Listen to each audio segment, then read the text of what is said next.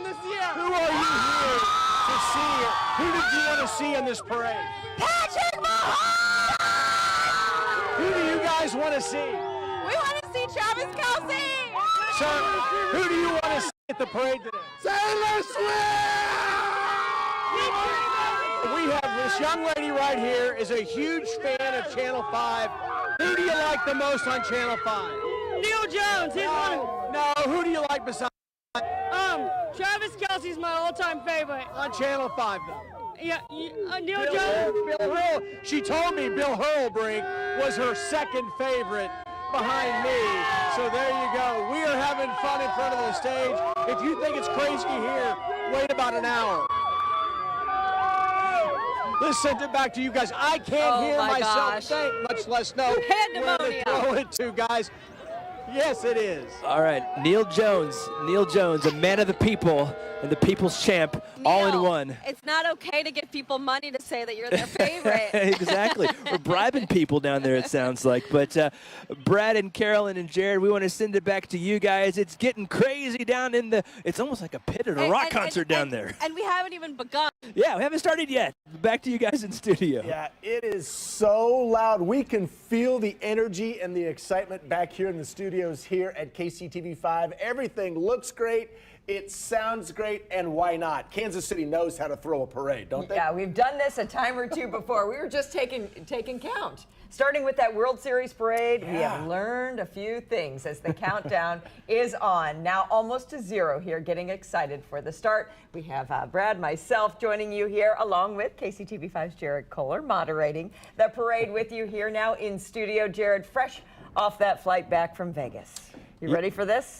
You know, Carolyn, safe to say I'm excited. I know that's a shock to so many people that I'm getting fired up about the Chiefs, but we've been looking forward to this day from the time they won the AFC Championship. If you guys remember when we were talking about the plane landing, I said, guys, we're just one win away from a parade. Here we are. I'm so looking forward to these next few hours and all the joy that will be spread across this wonderful city. Oh, man, the road to repeat, it was successful. The Kansas City Chiefs did it, and there's the evidence that the fans have been waiting this day since last year that most of these people were out here in the parade route. Time to celebrate once again. We want to thank you for watching our special parade coverage here on KCTV5. The Victory Parade starts now.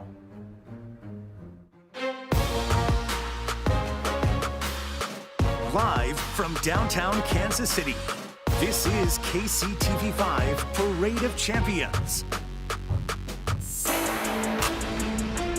The champs are home, here to celebrate another Super Bowl. He runs and he throws, caught, touchdown, it's caught, Hardman caught the ball, the Chiefs have won, the Chiefs have won! After coming in clutch on the biggest stage in television history. It's legendary. Supplanting their names in the history books, again, with their eyes on the next one and a chance to do what's never been done. Three-peat. But now is the time to celebrate. Together at Union Station again, after a hard-fought win against all odds. Just a storybook ending to a Cinderella story for us. Because after all, you gotta fight for your right!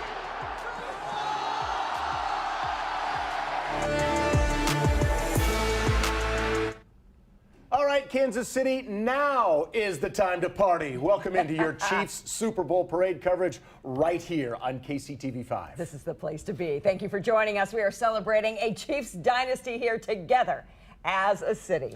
This is the moment we've all been waiting for, and what the doubters thought was a down year. Not here at KCTV5, though. Now, all eyes turn downtown. We knew we would be here. Now, speaking of downtown, a sea of red taking over all areas down Grand and here at Union Station. Thousands waiting for the champs to take to that microphone and celebrate in Super Bowl style.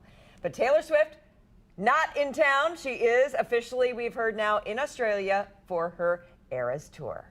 I think there's enough celebration to still go around. That's okay that she's not there. Look at who, as Neil Jones said, look at who decided to show up. All of Chiefs Kingdom. There's an estimation that there could be as many as 1 million people along the parade route and then gathering in front of Union Station for what will be an epic celebration as we wait for the Chiefs to take the stage there. And Clark Hunt and Coach Andy Reid to hoist that Lombardi Trophy. There's a live look at the buses right now at the downtown airport as those buses will then, loaded with Chiefs players and Chiefs staff, make their way to the parade route, and it is just about on. It's just about time. There they go. To One's begin. leaving right now. There they go. That is the best part about what we have learned in these parades over the years is those double-decker buses are key, because even if you're stacked, 20 rows back in that crowd here waiting to see your favorite players, you're going to get a nice view of them. And think about it from the player's perspective. They don't necessarily know what they're in for, whether or not they're new here or been here a couple of years. As they load onto that bus, the excitement, the anticipation for the sea of red they're about to see. I don't care if it's your third Super Bowl parade or your first, that fires the players up. They are just as jacked up as the fans are to be a part of this. As we are. This is such a celebration, and you think about what goes into this. I mean, my gosh, there's over 900 Kansas City, Missouri Police Department members out there helping to make the route safe for everyone. But you take a look at, Carolyn, we've been kind of counting how deep the lines are of the people along the parade route. Some of that is 10, 15 people deep. It looks like this is every bit as big, if not bigger, than last year's parade. Hearing from our crews out there live along the parade route, and they're at Union Station, and friends along the route too, texting us saying, actually, this seems to be a bigger crowd than we saw this time last year. They think more people came out for this. And remember, when you're looking at all our live pictures, this is spread out across the city. So that you see so many people at Union Station. There's a ton of people just along the parade route, because that spot, even if you're at the beginning of the parade, that's going to be a great opportunity to get a front row seat to see your players. So the total number of people, we won't know till after this bad boy wraps up as everybody descends on Union Station. And it is about ready to start. As you can see, the buses have been moving. They're on their way from the Charles Wheeler Airport to make way to Grand Street, to where they will start that procession that everyone is there waiting for. And look at that. They're lining up, getting ready. Those are your Kansas City, Missouri Police Department motorcycle officers who will help to start this parade. And man, is this going to be a party, Kansas Providing City. a fitting escort down Grand here, starting here at 6th and Grand. And you'll want to keep it right here on KCTV5, because we do have crews stationed all along that route, and of course at the very end at Union Station, getting ready for that amazing pep rally. And can we talk about the weather? A sun-drenched Kansas City right now. It's as if we dialed this up and picked this day on purpose. And why not? It's Valentine's Day, a lot of love in the air, but the love right now is for all of Chiefs Kingdom. Everyone feeling the love. Look at that. Every shot we take, it's just a sea of red. Yeah, and this is the one that's going to be interesting to watch as we continue to cover the parade. Oh, it'll grow. Because we will see, and we have seen in the last how many hours? Yeah. We've been on since 4 o'clock this morning. We have seen that crowd there in front of Union Station, there on the front lawn of the National World War I Museum and Memorial. We've seen that really grow, and it's probably only just begun, because we're estimating the parade itself to take about an hour and a half. Yeah. And the great thing about parades is that this is a culmination of all the fan support, okay? Not everyone can go to every Chiefs game. Right. Not everyone can have a front row seat. But you know what? If you live downtown, you can walk outside and join the fun for free. It's such a collective community experience for this city where you can join with family, friends, and get an up-close view of your heroes. Well, and more importantly, maybe, so very few got to actually go to Las Vegas to watch the win. So this is our first chance to really thank them for what they have done for KC. I love putting it like that, to show your support, to say, hey, Travis Kelce, Patrick Mahomes, Andy Reid, thank you for a year's worth of hard work, all those long hours, those early mornings. This is the time to, let them know how much we truly appreciate them here in Kansas City. And it's not just people from the Kansas City Metro who have shown up, although Kansas City Metro has shown up. We've heard people who have traveled here from Omaha, from Lincoln, from Des Moines. We heard somebody traveled in from the country of Peru. So this isn't, a lot of people have said, I got up early and I drove down. Some people got up and drove here overnight to be a part of this parade. This is such a huge thing, as people all across the nation are going to be watching Kansas City celebrate their back-to-back Super Bowl repeat championship. How much fun is this be a part of? They're either watching or they're jealous of Kansas City, right? That's where they're saying, I wish that was my city. Think Too about bad. how many cities are saying that right now. We are so lucky to be able to enjoy this celebration together. Now, last year's staging area where they brought the players in to kind of get all lined up, get started for the parade, was closer to Barquet and in the city market area. They have even moved it back, like you said, to the Charles Wheeler downtown airport. So we saw the buses starting on the move. It's going to take them a little bit longer to actually get up to the start of the parade, which is at 6th and Grand. We are happy to tell you that we have a crew right there at the starting line, so we will bring you every second of the action. Cameras all over this parade route, reporters all over this parade route. We've got every single angle covered. This is going to be so much fun. And for the third time in 5 years, to be able to be a part of this, to be able to sit here and say to Chiefs Kingdom, this is your dynasty. Dynasty. Jared Kohler, how strange is that word to utter here that we're talking about a Chiefs dynasty? It's very strange. It's beautiful. This was not the expectation, 7 years ago, when Patrick Mahomes was first drafted. Right. I think Kansas City just wanted, a Super Bowl. So to reach this point, it's surreal. And that's why it takes these kind of days to really bring that perspective, right? You're so caught up with the grind of the season. You win the AFC Championship, well, now you're looking ahead to the Super Bowl. You win the AFC West, now you're looking ahead to the playoffs. Well, right now, we're looking ahead to this parade. We know there's next season and the goals of a three-peat, but this is the time to celebrate. All right, now let's go to KCTV5's Carolina Cruz out there with a very special guest with our Scott Reese. Oh, Carolina, bring it to us. We know who's with you there. Hey guys, the next voice that you will hear is that of former Chiefs quarterback and current NFL analyst Trent Green. Trent, just another parade, huh? I know, just another one. I know we're getting spoiled. I mean, this is, I was talking with my family as we were getting ready to come down here and go back to 2015 with the Royals. And just the city was overwhelmed by how many people showed up and just the presence of the parade. And then now the third Super Bowl parade. And so 4 in the last 10 years. It's just, the city has really, represented these teams well. And it's been a lot of fun. Yeah, Absolutely. What do you think the mood is like this time around? Because obviously last year we were so excited. Yes. It was kind of like just that comeback that we needed to really prove, like, no, we are good. Yeah. And then this year it's like, we're good. Yes. It's first off the season, right? It was an up and down season. High expectations going into it, but then had some lulls in the season. It wasn't easy, right? And so, but then going into the postseason, going to Buffalo, to Baltimore, getting those wins, coming back another 10-point deficit in the Super Bowl, coming back and winning. It's pretty phenomenal. And to consider how many teams or how few of teams in NFL history have won back-to-back.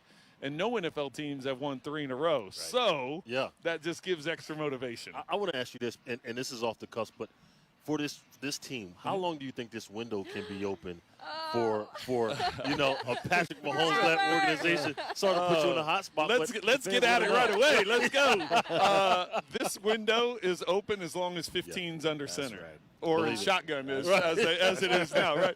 As long as 15's, I did not feel real confident going to Buffalo or Baltimore just because the way the season had gone. The defense had played outstanding, but the offense had struggles.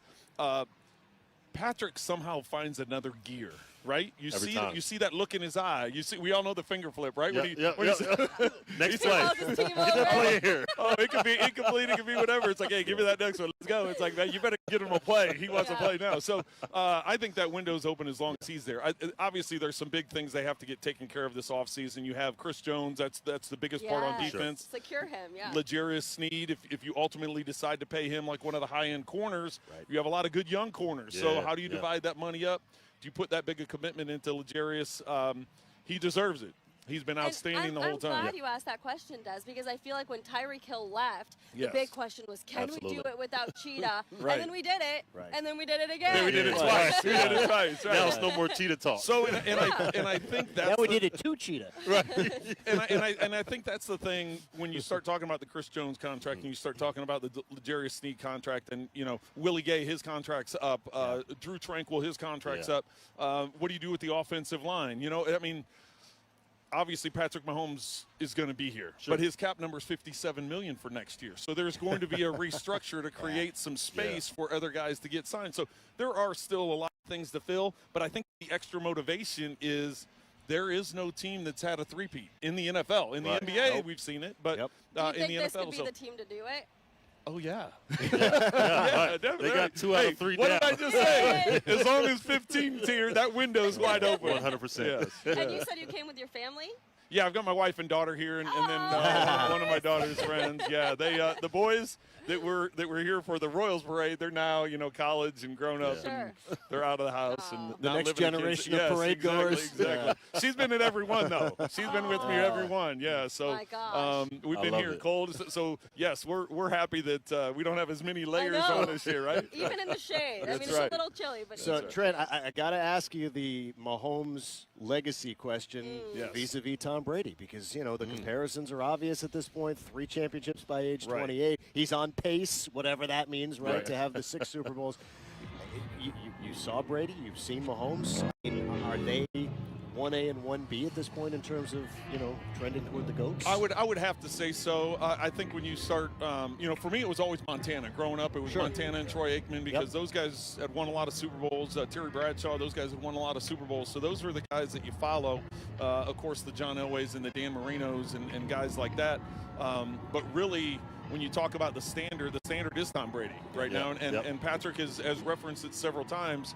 I'm chasing 7 rings. And, I love that, but we also know how difficult it is. It's not an easy thing. So what he's doing has been outstanding. And, he's got to be in that class, but he's got a lot of years left to play to try and catch Tom. But why is he selling himself short? 7 rings, he's got 10 I know. I was thinking that. I'm like, just fill him up. Fill him up. He had a look in his eye, and this Patrick, in that post-game conference to where a lot of quarterbacks would have been relieved. They would have been relaxed. He still had a laser focus in his eye. How about the fact he said, we'll take 2 weeks off? I was like, take your time, hey, take a month. You can have at least a month to celebrate.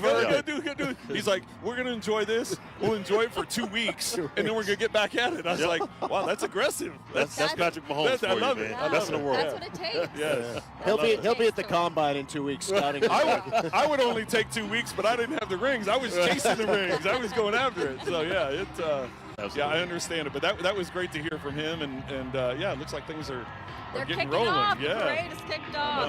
11-14 here. That was the Rumble line bus, that double-decker bus. Obviously, all of these buses are filled with different positions. So what have you guys heard? Is Taylor here? No, she's in Australia. Jinx. Really? I know. That's what How do you know that? The tour How do you know that? What's the confirmation on that? She texted Carolina. Her plane is. She has more than one plane. She has more than one plane. I Oh, know. you got a Was swift your daughter hoping plane to see tracker. her? We're hearing that she is here. Really? Shut up. That she Really? is here. Yeah. Is this We're hearing that she's Breaking. here. Do we have breaking news animation? I'm just telling Trent you what just I've heard. I don't. Travis didn't text me. Taylor definitely didn't text me. But yeah, I'm hearing that. Oh my God, that would be wild if she was. That she has multiple planes. Don't tease us. And so there is. So the decoy plane is in Australia. So you're saying there's a chance. There's still, even though her plane's there, I think there's still a chance. So. Oh, fine. I wish I could give you 100% confirmation. I do not have confirmation. It's just what I've been told. Well, now we're confused. Now you have to. I don't know what to think. Yeah. Yes. Well, you were seeing there our coverage of the parade. Obviously, we've got crews all over this parade route, different vantage points, and we're going to start seeing those double-decker buses. Ooh, we got the cheerleaders. Yeah. So we had the Rumble line, and then now we got the cheerleaders. Who, by the way, you talk about working hard Super Bowl week. They were everywhere in Vegas. Chiefs cheerleaders. They were here in everywhere. Kansas City. I did 2 events here. They showed up to both. Oh my gosh. Shout out to the Chiefs cheerleaders. We think about the players, but there's so many other people behind the scenes too. So I was, CBS had the game this year, so I had to go out on Sunday to do shows on Monday and Tuesday. On Sunday's flight, the cheerleaders and Casey Wolf, they were on the flight with me, and I was like, you guys are going out earlier than the players. They're like, we have appearances tomorrow. We've got to start practicing. We've got stuff all week long. So was this a fully costumed Casey Wolf on the flight? My daughter actually, they were kind of joking. I go, well, I said, I'm not going to use his real name on there, but Casey Wolf and I sat next to each other on the plane, and they're like, "What?" And I'm like, "He wasn't in costume." I'm like, "You guys know that's a costume." It's like I've known him for a long time. It's I do wonder how they transport it though. Yeah. Oh no, it's a lot. Does not fit in the overhead compartment. No, it doesn't. No, it wasn't carry on. It wasn't carry on. Oh boy, there we go. We got some of those like tanker trucks out there. Man. We're gonna start seeing a lot of those families from those players and the support staff as well coming through, enjoying this parade, and all of you fans are going to get to enjoy it right here with us. We're giving you the best vantage point. How about this? Nobody else gets this. Do they have the ski goggles on? Yeah. Oh yeah. But have they ever had these before? I don't remember the big military flatbeds with personnel and all that. This is new. They said we need something bigger this year. They keep finding ways to improve, right? Back to back. Learning to practice. They're bringing in helicopters next year. No, next year they'll be on hovercraft. I love that they're incorporating the guard, obviously, on those buses too for helping out. Oh, there we go. We got a little music going. They deserve that. We thank them for their service. We do thank them for their personnel service. staff right now. But these big buses mainly coming up personnel with these staff. players. There we can hear Marlia. So this is actually the start of the parade, and we're just going to take you all the way through. This started here around 11, a little past, and then it should last about an hour and a half until they get all the way to where we are. This is Union Station. They're going to take the stage, and then that's when the shenanigans will continue. I'm anxious to see the shenanigans along the parade route once the players get out. I think it'll be telling, right? What we see during the parade, what we see on stage at Union Station. We do want to get over to KCTV5's Marlia Campbell. Marlia, you've been out there so early, and that just like trickle of people has now just turned into a sea of red. Oh man, guys, this has been so much fun. The Parade of Champions is officially underway. We're starting to see those famous double-decker world champion buses roll on through right now. We led with the Jackson County Stadium Authority, with Governor Laura Kelly, with some personnel staff. The players will be at the rear end of this parade. We can see them coming up here now. Everyone, so excited. This is the best part of the year for these guys. They've been waiting for this moment all year long. We're getting used to throwing these parades here in Kansas City. We're seeing some cheerleaders coming up here. Casey Wolf making his way down here. We saw Mitch Holtis. He's going to be appearing here. And, of course, we're keeping an eye out for that Lombardi Trophy. The first time Chiefs Kingdom will get to see it in person is today. Again, a lot of excitement here, folks. Hoping players are going to jump out of these buses. They will do that. Keep an eye on that throughout the day. Taking pictures with fans, signing autographs. This is the opportunity for Chiefs Kingdom to interact with the team for the first time. Hundreds of thousands of fans will get to meet their favorite Chiefs today as they slowly make their way down Grand all the way to Union Station, where the party will commence. But this is just a great time, guys. I mean, they're throwing roses off these buses. We're seeing people throw footballs to them. They're throwing Sharpies, trying to get stuff signed. Guys, this is great. We're keeping an eye out for who's coming up. But for now, Brad and Carolyn, we'll throw it back to you. Oh, man, Marlia, you're right. The party is underway. The parade is on. We've seen the mayor. We've seen some dignitaries. And we're seeing those confetti cannons just blast pounds of confetti to the adoring Chiefs Nation.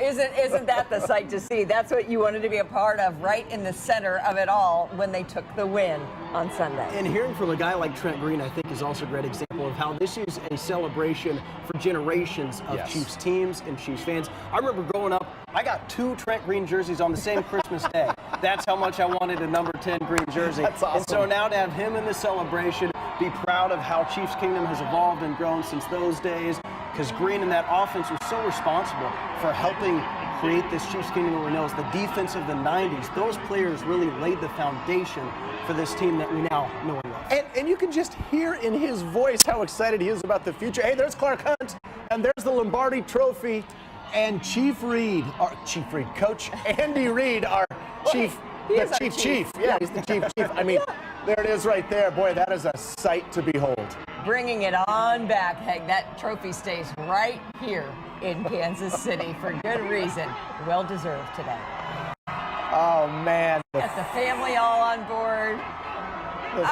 fans drinking it in. I mean, their time to shine. How much fun is it for the fans along the route, but how much fun is it for Clark Hunt, head coach Andy Reid, and all the coaches and the staff that have worked so hard to make this a reality. And there they are, jamming out on top of that double-decker bus as they're getting an unbelievable round of applause. You just hear, you can feel the fans out there along the parade route. And for the Hunt family, Lamar Hunt named the Super Bowl, created football as we know it, brought football to Kansas City, and for Clark Hunt to carry on his father's legacy, to win the Super Bowl the year after his mother passes, is just a great story. And now you're seeing Governor Mike Parson, Missouri governor, also taking some credit here for having his favorite team win Super Bowl 58. And then this very well could be next, coming up here, the man of the year, right?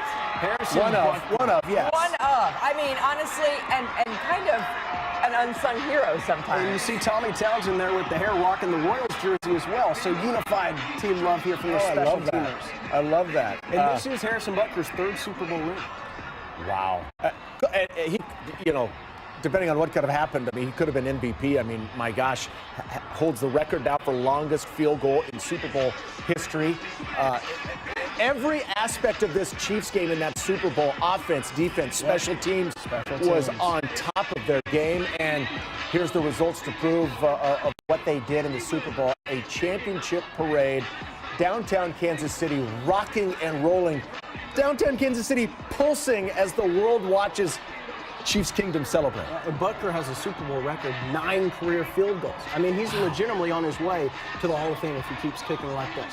And remember, for years, the Chiefs did not have a great postseason kicking track record. Right. So this is some good karma coming around to KC. Yeah, thank you for bringing up the karma. Many wondering if Trent Green might be onto something, hinting at us that maybe T-Swift is in town today. So we will see if that was just a ruse about her plane being already in Australia. We've been trying to dig up if, in fact, she is at the parade. We don't know. There have been rumors that her plane landed in Australia. We don't know. We don't have that confirmed. But, hey, Trent Green said she may be here. So who am I to doubt Trent Green as we continue to watch downtown Kansas City, the parade route. Up to 1 million people could be having fun at this parade. And there we go. There's the theme. There's the Rumble. Red Kingdom. So many people having so much fun today. Oh, this is such a well-deserved moment. Just soak it all in, Kansas City. This is it.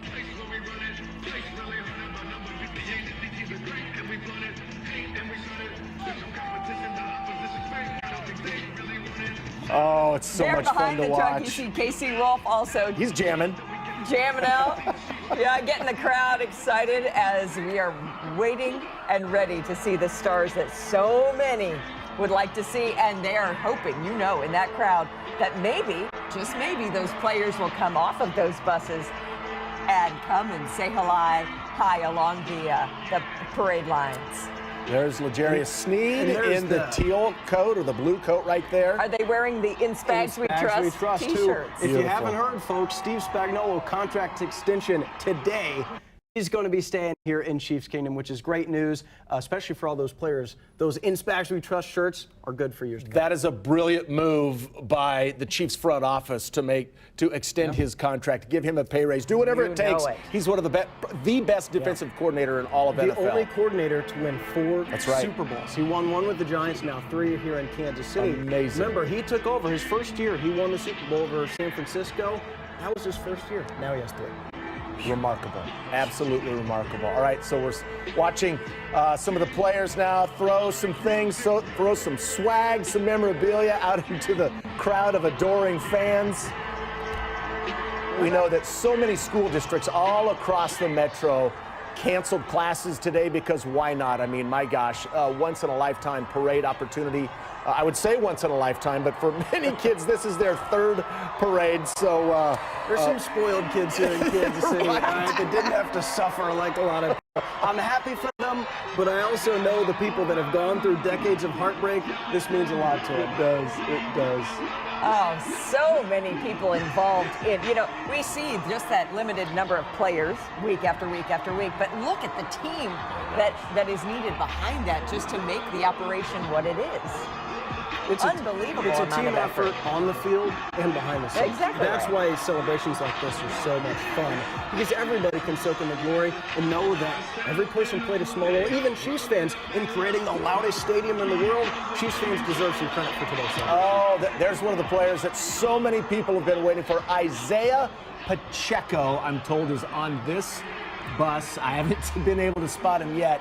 But Isaiah Pacheco is out there, and it was, as we've heard throughout the day, so many fans said, hey, I'm here to see number 10, Isaiah Pacheco. Yeah, that is the player they seem to be most anxious to see here on the parade route. And remember, he's just a second-year player, now with 2 Super Rings, first ever running back to win 2 rings in his first 2 years as a starter. 7th-round draft pick out of the University of Rutgers. What a role he has played on this world champion Kansas City Chiefs team. Back-to-back champions. Jared, you mentioned earlier, after the parade, we can talk about a three-peat. Why not talk about it right now? Kansas City Chiefs will be one of the favorites to win the Super Bowl next year, something that no other team in NFL history has ever done, win 3 Super Bowls in a row.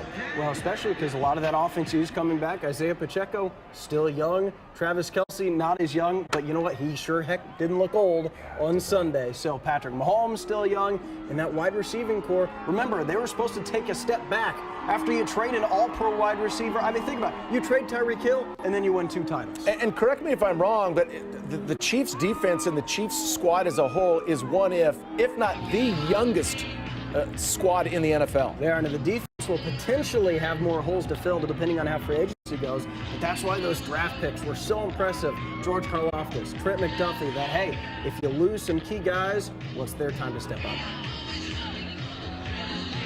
We were talking about Tyreek Hill. He actually was spotted, by the way, in Las Vegas, very much cheering on the Kansas City Chiefs, and that was good to see. He did play a role in this dynasty, both as a player and, remember, his trade helped bring more draft picks that help keep this defense young, keep this team young, and establish this dynasty as we know. Look, I love they're throwing flowers out. Yeah, we've done these parades before, but never on Valentine's Day. That's right. So why not celebrate and throw out the flowers, the roses? A lot of love to spread on this championship parade day, a celebration all across Chiefs Kingdom, not just here in Kansas City, but we know there are Chiefs fans spread throughout the entire country. How much fun must it be for people who are watching online or watching the coverage this Ganners all across the country? But my gosh, what a day for Chiefs Kingdom to celebrate. And we have our Nathan Brennan, Joe Hennessy down there right along the parade route. Hi, guys.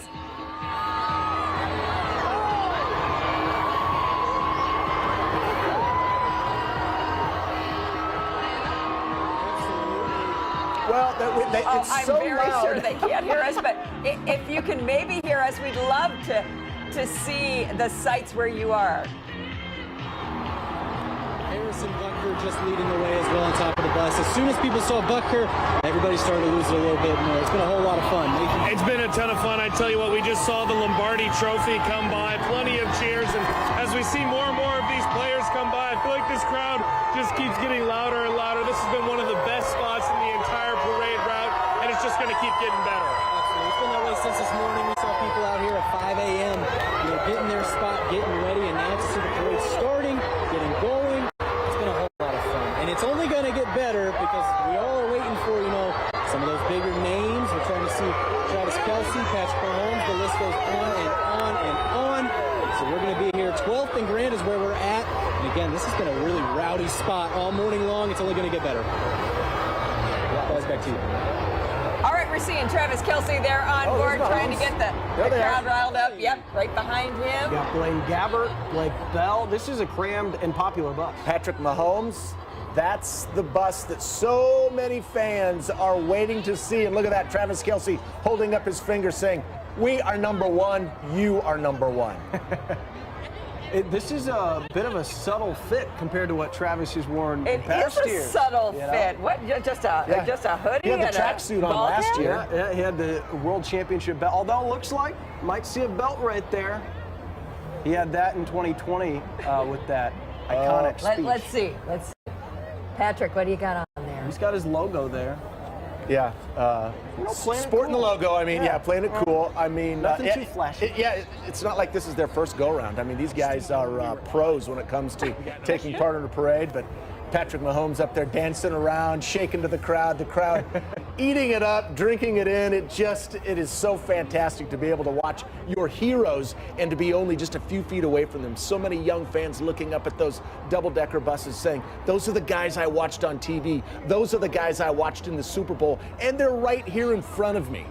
These really are role models and heroes growing up. I mean, think about as a kid, everybody that loves sports had their favorite players, okay, that you looked up to, and whether or not you wanted to be the next Trent Green or you just liked watching them, whatever it is, to see those people in person, even when you get older, it's still cool to see. Okay, we got some players who have got out of the bus and they're making their way along the parade route. The fun begins.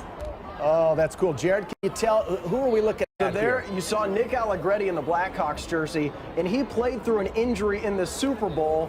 That is how much he cared about this team, filling in for the injured Joe Thuney. There he is, number 98, Nick Allegretti. Oh, there's Patrick just soaking it all in, getting the crowd fired up for, of course, the pep rally expected at the end of the parade route there on the stage at Union Station, set for about a little over an hour from now. Yeah, we will soak it all in. Looks like Patrick may be soaking in an adult beverage maybe of his choice. He deserves it. You say that, but I think there were many more bottles of tequila to be had around that bus last year. They seem to be a little more we'll see. It's early. It's still early. We'll see what develops here. The parade has just begun. Oh, I love it. I love it when the players, and you know the fans love it when the players get out of the buses and then Chris start Jones walking. Right there in that white jacket. You saw Mike Pennell, and here you see Patrick Mahomes on top of the world. You know he'll get off the bus, but you see him there with Travis Kelce, Patrick's wife Brittany, Blake Bell. This is just a celebration that these players, they're already off the bus. Remember, this is a long route. If they're already out amongst the fans, you know that means a lot. This is the offensive line and defensive line, the men in the trenches getting the love here. That's Wanye Morris. As a rookie, George Karlaftis, second year. Remember, these young players, all they know are Super Bowl parades. Imagine that. And you can just tell, you can just see the spring in their step. They're like little kids out there, Jared. I mean, they're absolutely having a blast. I'm just like I'm a little kid here, all right? And as a little kid, I get to toss out to Trent Green. I'm fired up. Bill and Carolina, let's do that now. Hey, Trent, Bill, Carolina, what do you have for us there from the top of the action? Well, the Union Station area is already filling up with the sea of red. Before we told you it was like a fourth full. I can't see where the crowd stops out here on the lawn anymore. We've got the music going. We've got Trent Green with us. And obviously a lot of the folks and fans out here are wearing all of their new gear, all of their new swag. Trent, we got I don't. You guys can see. You had to call him out. Super Bowl 57. Yes. I told you, I was like, just put a little, you should have just put a little piece of tape. A little white out, put a little thing on there. So. And then next year we'll add another little piece of tape. I just didn't have time to run out and get the new gear, but what's we cool will. Is a lot of these fans will have time, obviously, after the Super Bowl, and there's so many stands along the way too with people selling merchandise. Yep, definitely. And I love the comment earlier. At what point will the guys get? You know, the guys were going to get off the bus, right? Yeah, of course, it's the offensive, defensive line were the first ones to get off the bus and start high-fiving and slamming beers with people. So they should enjoy it. Yeah. Be safe, but enjoy it. Yeah. Well, Bud Light with the commemorative beers this time around with the Arrowhead limited edition. Are people throwing beers to the bus? Yes. Yeah, that's what it looked like there. Yes. It started happening last year, right? Yeah. It's an annual tradition, we can say. That's right. With the catching ability there, I was going to say that's probably the D-line and not the receiver corps. Yeah, we'll leave that one There's a joke there, yeah. There's a joke there, yeah. There's the Lombardi Trophy with the Hunt family, as you can see. That is just so phenomenal for Coach Reed. Yeah, he's right there. To be soaking in this moment. And how about the Hunt family, too, obviously, after losing Norma here, but to be able to bring this back here to Kansas City in her honor after wearing her initials, all season long. Just an incredible moment, I'm sure, for Clark and his family. And the players talked about that up to and including the Super Bowl. And Andy Reid, I mean, Trent, you remember when he was Eagles coach Andy Reid, the guy who couldn't win the big one, couldn't win the Super Bowl. Yeah. Well, nobody's saying that anymore. Nobody's saying it anymore, and he has secured his legacy in the history of the NFL. When you start talking about George Halas, you start talking about Don Shula, Bill Belichick, all the guys that he's now joined that company. Chuck Noll in terms of Super Bowls won. Right, It's those are the legends of the game, and he's not stopping. He's not. Everybody keeps thinking, and I know you have to ask it, right? Sure. It's okay, are you thinking about retirement because of all the guys that have retired recently, and as long as 15's back there and he's still winning and winning, and Coach Reid has mentioned many times that he still loves getting up, going in, watching the tape, studying the tape, game planning, preparing.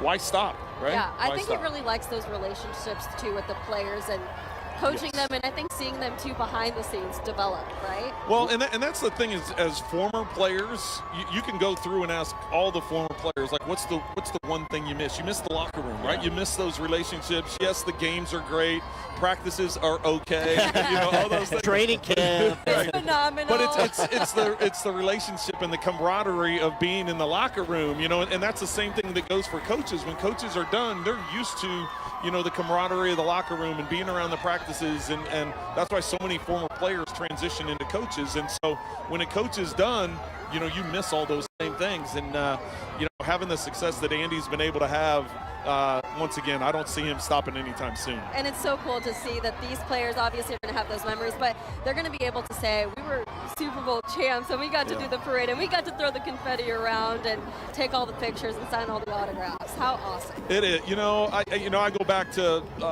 Is he shirtless? We are shirtless. We are shirtless on the parade route. Hey, it's 50 degrees. Why not? Yeah.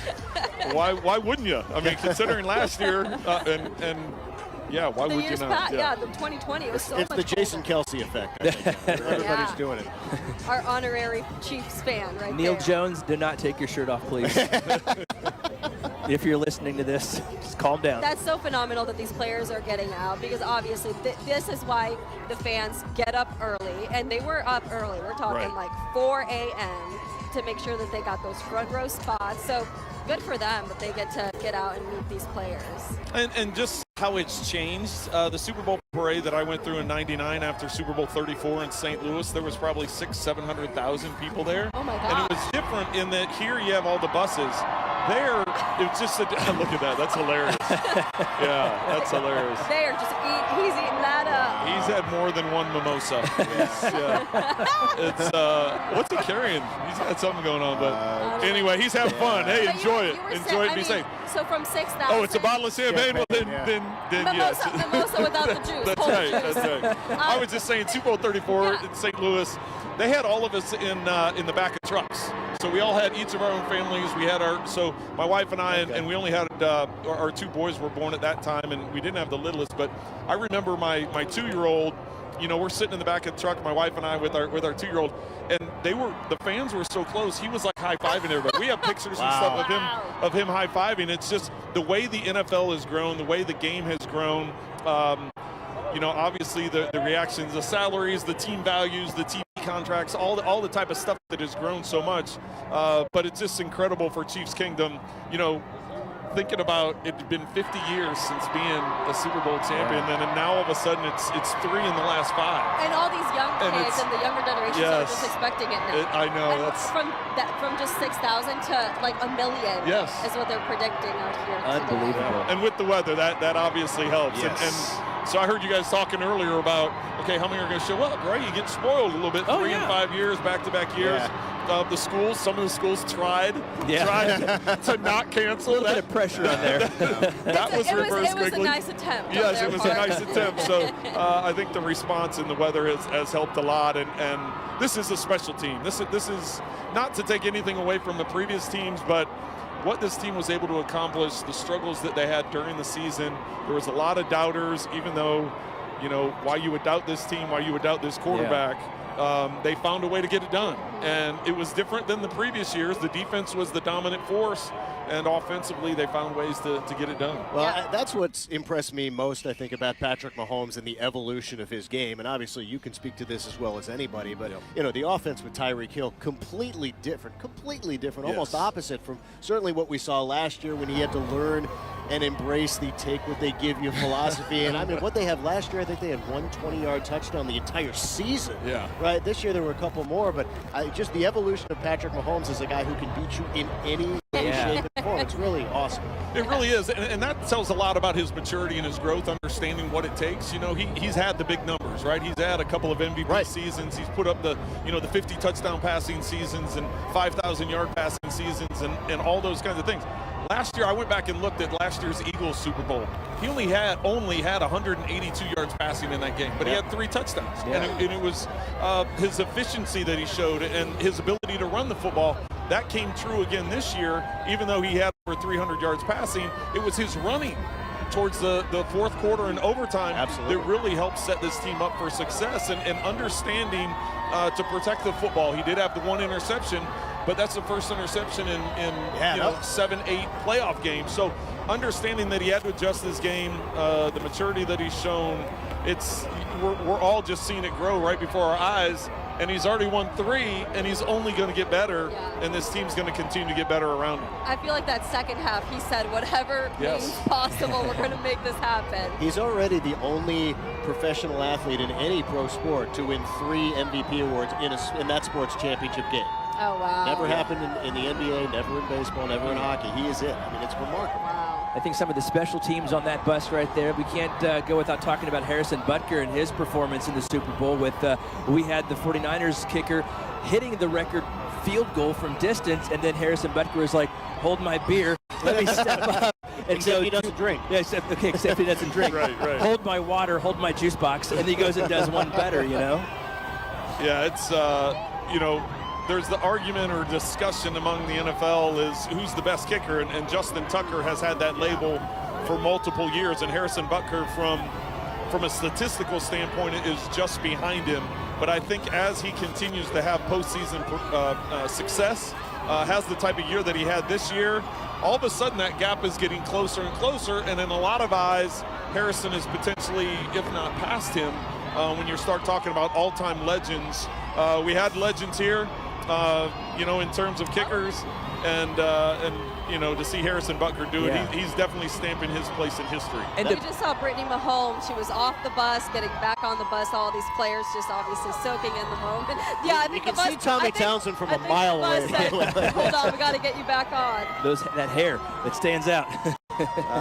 By the way, speaking of which, as an aside, Trent, special teams kind of a big deal in that Super Bowl. Right? Special teams were phenomenal, and Patrick. being able, there were some struggles early in that game in the red zone, and Patrick would be the first one to tell you.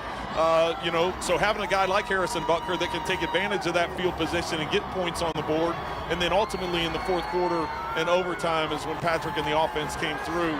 The numbers that Travis Kelce had in the second half and overtime compared to just the 1 yard in the first half. Yard, I mean, it's Speaking of Travis Kelce, Donna Kelce is right there on the bus. Yeah, and Patrick looks like he just stepped off the bus and now he's out into the crowd. It's on. I know. Anything goes. Well, last year, didn't he give the Lombardi Trophy to somebody? He took a picture and he's like, "Oh, here you go," and he walked off. So. Did you notice that the Lombardi Trophy is not on his bus? Yeah. They're like, "Okay, we're not giving it to Patrick this year. We're going to give it to Butker. Who knows who will give it to? This is the moment that so many fans have waited for. Because so many of them today have said, Mahomes. Well, and imagine of the hundreds of thousands of people that you're one of like the 25 that actually get to high-five Patrick Mahomes. Yeah. Right? I mean, you don't wash your hands. So he's off the bus. I know a lot of people have been saying they want to see Isaiah Pacheco today. Of course, Travis Kelce. But just a lot of people really just in tune with the defense as well, just since they played such a big role in the game this year. Chris Jones, Trent McDuffie, all those guys. Yeah, I'm out. Empty. I mean, look at his hand. He's signaling, give me more. There he goes. This is a fun and you notice there's 2 or 3 security like everywhere he goes. They're just like, okay. Yeah. But this is, I mean, they earned it. He seems a little more subdued than last year. For this is just the start. We're not even 1 hour in. Okay, all right, fair enough. No, but obviously this is what these players work for all season long, and they didn't doubt themselves. They had some doubters along the way. Yep. But Not it's here. It's so cool to get to see them celebrating and soaking in this moment against world champions. Well, you know, and that's the thing. When you start off in the offseason, and for me and for most players, former players or current players, you know, you start your training, you know, in February. Well, these guys are playing until February, as we see Travis Kelce with the championship belt on, lifting up the crowd.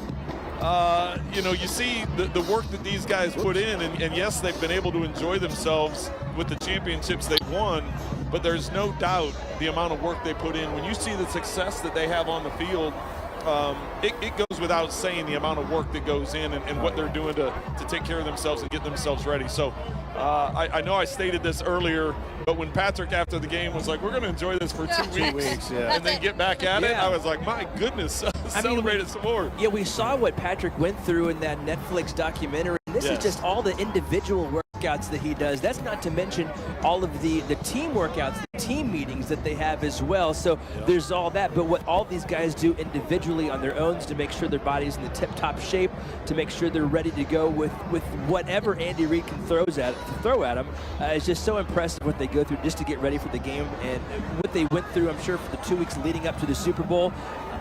Unimaginable for somebody like I've never played football. You know I wasn't a football player. I have no idea how it works, but it's incredible watching them. It's so funny that you mentioned that, because speaking of bodies in tip-top shape, it just makes me think of that comment with whenever Patrick Mahomes had his shirt off. Oh, yeah, and he's like, come on, man, don't call me out. Dad bod season. There's some muscle Look at Karlaftis with the stogie. He deserves and a lot of these guys, that's the thing, right? They want to smoke a cigar to celebrate Chris the victory. Jones behind him there, it looks like, maybe? Yeah. And I love to see that they have the ski goggles. That's like a must-have thing for these parades for these My guess is Patrick probably hooks him up with that. He probably has like his Oakley deal. Yeah, his Oakley deal, right? Well, when it was 25 degrees, right? Everybody had them. Yeah. So it's making record time down Grand. It looks like the 100-yard dash. And Karlaftis signed autographs. Yeah, well, you guys were talking about the work that goes in and what these guys have to do, and I've been asked numerous times, either by fans or young athletes that are trying. They're like, "Hey, what do you have to do? What do you have to do?" I was like, "You need to outwork everybody. Yeah. You need just know, you see Travis doing, commercials in Saturday Night Live and Patrick on all the commercials, and I said, but those guys put in the work. You got to work harder than everybody else. You got to put in the hours, and I thought that was a great. The quarterback show was a great behind the scenes look at what Kirk Cousins did, what Patrick Mahomes did, what Marcus Mariota in terms of what goes into it. It's not just what you do at the stadium. There's a lot that goes in, whether it's diet, whether it's massage therapy or physical therapy or different things that you're doing. Once you go home and get out of the building, I mean, there's a lot that goes into film study at home, preparation. It's even that one move that Mahomes' coach or trainer posted. Whenever we thought his legs were going to snap looked bad. during that game, they didn't, because again, it's all of that training that they have to do, and a lot of people think it's just the natural ability. It's just how they were born. No, I never trained the way that Patrick is now, but none of that training was going on at the time. But flexibility and stretching was always something. And I've told that to young athletes, especially football players. I said, you got to understand, your body is getting hit in like unusual positions. Like you're having people. First of all, it's weird to have large people hitting you. That's not like a normal thing. Like, first of all, you have to accept that, and then the second thing is you have to accept that your body's going to be bending and moving and getting collapsed and hit in different ways. And so I always tried to be as flexible as I could, knowing that, and I've tried expressing that. But then to see Patrick's trainer post and show how they actually did the training for that. So that's what we do. Yes, it's phenomenal. One of our younger fans this morning was really looking forward to seeing this guy, Drew Tranquil, out of the bus, walking around. And how about a postseason for that guy right there? And there may not be a player in this procession that appreciates what's going on right now more than that guy. Why do you say that? Drew Tranquil.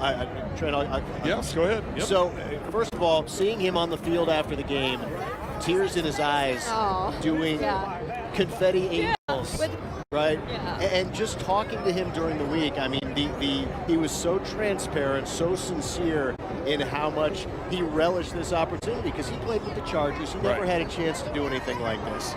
And Trent McDuffie there as well, another guy who I talked about earlier is one of the unbelievable players in the NFL now at quarterback. But Drew Tranquill just, it was so awesome. A guy on a one-year prove-it deal, I would say he proved it. And that was what I was going to point out is Tranquill was with the Chargers. He did a one-year prove-it deal.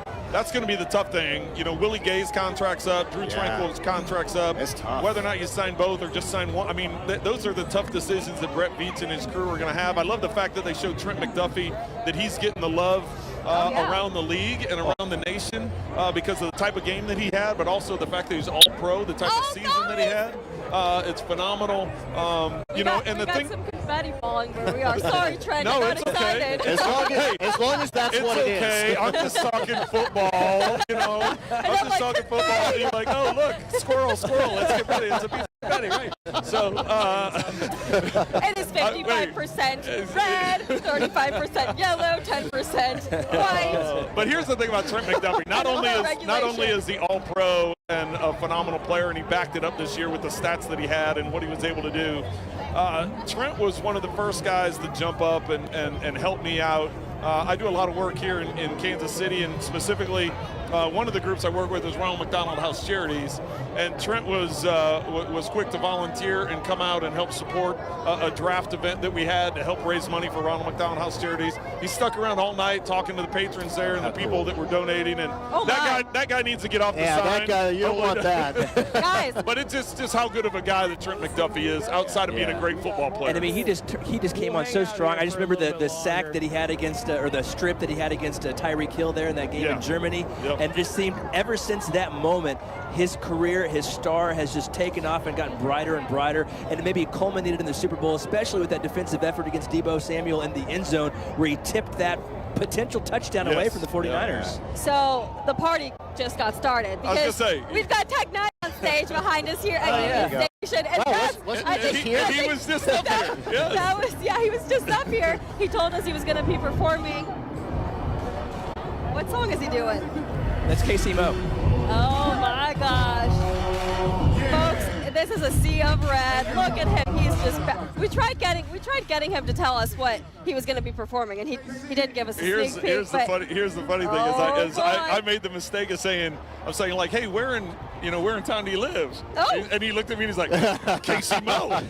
How do you not know Casey Mo? Born and raised Casey Mo. I was like, the song's not called Overland Park. And I was like, I know that's a song. I'm like, believe me, I know that's a song. I'm not offending you. I'm like, I just wanted to know where you are. Okay, well, we've got Tech 9. You kind of are teasing us. You said Taylor Swift might make an appearance. That's what I was told before I came up to the deck is that Tech 9. Who's our new cameraman? Taylor Swift and hey, I know that guy. Yeah, how about that guy?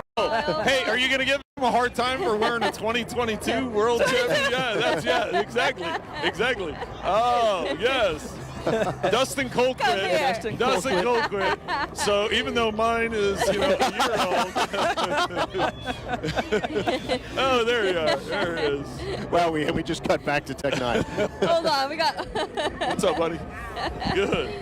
There's Red Kingdom, guys. That's the song, the anthem for the Chiefs and Chiefs Kingdom. Right. As we celebrate here, Super Bowl 58, the win and the celebration for our champions, the Kansas City Chiefs. We got Dustin Colquitt with us, putting the headset on, sporting the bling. I'm in there. You got a little hustle on. He is. What's going on? Are you trying to? Oh, wait. I'm doing this for Chase, Charlie Hustle people out there, and all the healing monks. This is such a great day. You can see, obviously, that lawn right there. A sea of red. The confetti is falling. They've got like thousands of pounds of confetti. The cannon's going. We got Legarius Sneed. Look at him right there, enjoying and soaking in this moment with the crowd, all the fans. I will duck this in on the way out to Buffalo. L'Jarius Sneed's mom was on my flight. yeah. And she actually stood up in front of the plane. They gave her the PA, and she did like a Go Chiefs and waved. Everybody got a standing ovation. Oh, that's Mama Sneed. How great is that? Mama Sneed. We love those moms and all of the family that support all of those players. Well, right? he's proven to be one of the best in the NFL, and he's going to get paid like one of the best in the NFL. Hopefully it's here in Kansas City. Yeah. But Where's all the money coming from? He's been phenomenal, right? Mattel came out with that like little 4-pack of players, like the commemorative one, and it's Mahomes, Kelsey, Sneed, and then a fan. Nice. If you're put in that company, that's pretty good. Right? No, there's no doubt. I think like we're watching the Baltimore game, he kind of gets pushed down, ball spiked, and then he absolutely rips their hearts out, punching that ball out the goal line. And what I would tell him is like, stay in Kansas City. This is the greatest town in pro football. And I would say also, like, who are your suitors? Are you going to go pay that 2.5% LA County tax and go play for the Red? Don't do that. Yeah. Like, you need to stay in Kansas City where everybody loves them. And I always tell it, think about Eric Hosmer. Think about Eric Hosmer. He left for other things, and man, I think he would have been just fine just staying right here. Yeah. I mean, build it around. Chiefs did that, built, and when you were here, you were able to. We didn't have some of the shenanigans like that. What I saw in the playoffs that backfired on other teams, when you got your Chris Joneses, your Mahomes, Kels, like proven players, this guy's going to spike a ball at the most important time of the game when you got all these guys that have multiple Super Bowl rings. Right. We can't do that. So this is exciting for these guys again. And 50 years and then 3 years apart and back to back. I'm feeling like the first three-peat. Yeah. Thank you. Yes. We got into that earlier. Definitely. Yes. Yeah, we were saying like this. If it's any team, it's going to be this team to do it. For sure. These group of guys. Yep. Oh my goodness. Well, we are going to have you covered. Oh, hold on before I even say more. How good does Trent look? Look at this ring. Oh wait. Let me see that. Oh, he's going to let me hold it. Oh, you got to my gosh. You got to okay. put it on. Yeah. This is heavy. Yeah. Well, I actually, Christy's let me have fun with this, but I asked for Haley Herbert's hand in marriage with that ring. Really? And finally, Derek was like, "All right, dude, fine. Let's get engaged here." Okay, we want to give folks at home a look at that ring. It's pretty heavy, and you can see it's got the trophies there. It's a lot of diamonds. Okay, what is the care for this ring? A lot. Yeah. A lot, because if you have people that look at it like, man, I'd take care of it better than that. What are you doing? you keep it in your pocket. No, you got to take it out. You got one. Yes. Look at They're fun conversation pieces, and the cool part about this is you wait 50 years to put the second Lombardi trophy on there, and then the third that they got last year, it's even more bling. We're going to run out of room. And then you're like, are you going to put a fourth one? Then it starts looking like a Game of Thrones ring. Yeah. Dustin, did you take your shirt off? Did you take your shirt off at the parade? I didn't, because it was it was punter body. Oh. I had that I don't want to look like Steve Cheek, that feel. It's winter. I put on that extra weight, and I was like, I'm not taking my shirt off. Hold on. I'm soaking in this moment. I don't have your ring's gone, doesn't it? You're so not getting that back. How awesome. Thank you for letting us see that. Of course. Yeah, no, I'm excited for these guys, and they've been through a lot, and man, anytime you're on top of that mountain, you get all kinds of different weapons coming for you. Speaking of on top of the mountain, on top of the traffic sign. Bad idea. Hey, DC, tell us real quick, what can give us inside scoop for the people listening and watching when the buses and the players get to Union Station before they come out on stage? What's going on inside that we don't know that's going on? Is there just food back there, restroom? What's going on back there? Yeah, obviously players, families, they're eating, usually they're getting warm. This is a great day, especially out in the sun. I saw a high of 61, and what's cool about behind the stage here, so to speak, at Union Station is all the families are able to actually enjoy what's going on. Yeah. You're in the season, you know how Jules was. Everybody's stressed out the entire year. Right. One, is my husband or significant other going to get hurt? Right. Yeah. Or and so this is just a celebration of all the hard work, all the sweat, all the tears, the stress. And man, this city waited such a long time, and now you have these people oh, I hate it. KC's up. Hey, we waited forever. We did. We waited forever to do this. We did, and I think it's a very deserving team. It's like it wasn't just a given. They worked really, really hard. For sure, and like everybody says, everybody works really hard throughout the league. They work smarter and harder throughout the league, and they have guys. Like I always say with Andy Reid, is like anything he puts down on paper. You know, Kels, Mahomes, they tweak it up or leave it the same because it works most of the time. Nagy's back. That was an interesting kind of wrinkle back in there, watching Mahomes the finger flick. We still got the finger flick, just different to a different guy, and that's fun to watch how they've been able to have a little bit of musical chairs and a really important part of that coaching staff, and they all make it work. It's fun watching those two together, and it's okay for Kels to make a collision and tackle Andy Reid on the sidelines, and we still get to see a big win. I mean, they iron that out real quick. Yes. Yeah. Now, could you have gotten away with tackling Andy Reid on the sideline? Oh, there's no way. I remember one time I had like a knee surgery and I didn't do the team run. You have to do like 14 or 15 half gassers to be able to practice the first time in training camp. And so I had a microfracture surgery on my kneecap, couldn't do the run. I remember him walking around during training camp, and he came up and he goes, really? The punter? Andy Reid's like, really? The punter? You're not going to run? And what made it worse is Justin Houston, I think. He goes, where's my boy? I'm going to run my boy this offseason. I bet he hadn't run at all. And they was like, oh, Dustin's not out here. Rick tried to keep it under wraps. Yeah. Oh, I got busted. It was bad. I got busted.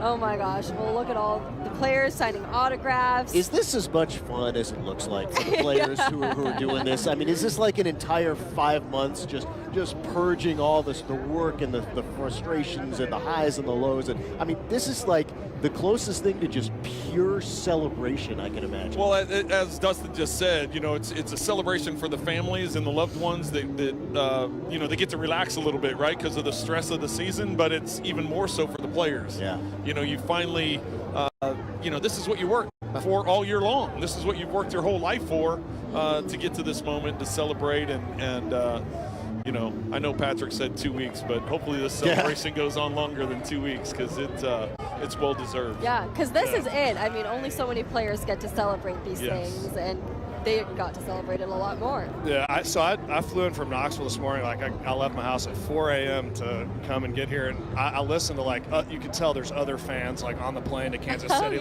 rolling their eyes, not again. Oh, of course. Can't wait till today's Look over. at And I was like, wait until today's over. It's Kansas City. They're going to be partying for 3 weeks. They don't need any more excuses. They do that anyway. And as long as we've got him right here, Patrick Mahomes, we're going to keep on winning. Yeah, for sure. And then you can look at the defensive side of the ball, the special teams. Tommy Townsend hit that kind of errant high punt, hits a guy, bad communication by the return guy. Dante Hall, I'm sure, threw up, watching something like that because he had such good communication skills on the gunners and the interior guys that are holding up on most dangerous man in that situation. The missed extra point. I mean, special teams always. It's what's called football. What about Tommy's hold on the 57-yarder? Oh, very rarely does Winchester have a bad snap. That was about as high a snap as I've seen James have. Right. But that was an unbelievable just to catch the ball, but then to get it down at the spot. I thought that was a great one. And laces. I mean, it was behind his head. So, I mean, it looked like Salvi, some guys, this guy's pitching a lot of, high and inside stuff, but Salvi still managed to get it, gets people out at second. That's what Tommy did. He got it down, perfect laces. They make the kick a little lower because the timing was off there, but Bucker has had such a great year, and those three are just working in unison right now. It's really fun to watch. And how about the fact he wasn't All-Pro? Yeah. That's not a knock on who made All-Pro. I'm just saying, the numbers that he put up, didn't miss from 50, didn't miss from outside 40. Kickers today. Didn't miss extra point. The kicking prowess across the league today is absurd. They're just so good. And how about poor Jake? Look at him. Oh my goodness. I thought that was a rerun from 2020. I thought that was me for a second. Deja vu. Oh my gosh, the madness. Oh, that's great. But very deserving for all of these players. I was going to say, how about poor Jake Moody from San Francisco? He had the all-time Super Bowl record for longest field goal for about 45 minutes. Right. And then Butker comes along and bests him by 2 yards. For sure. We got Kelsey on a golf cart. Oh, look at that. They're probably like, you need to catch up to everybody else. He's living the best life right now. Yeah. See, that's what I'm talking about. This is the It's moment. unbridled joy. It looks like he got off. It looks like he got off the bus, and then the bus just kept going, and he's stuck back. And they're like, "Hey, He's like, Travis, oh man, I don't Travis, wanna you gotta catch back up with everybody else. So we're gonna give you a golf cart to get everybody." And how fitting, all the KC hearts on Valentine's Day. Uh-huh. Happy Valentine's Day, everybody. Yeah. They're actually selling, along with the T-shirts, a stand had the flowers and the bouquets. Oh, nice. Yeah. And Travis without his Valentine. Well, we don't know that apparently.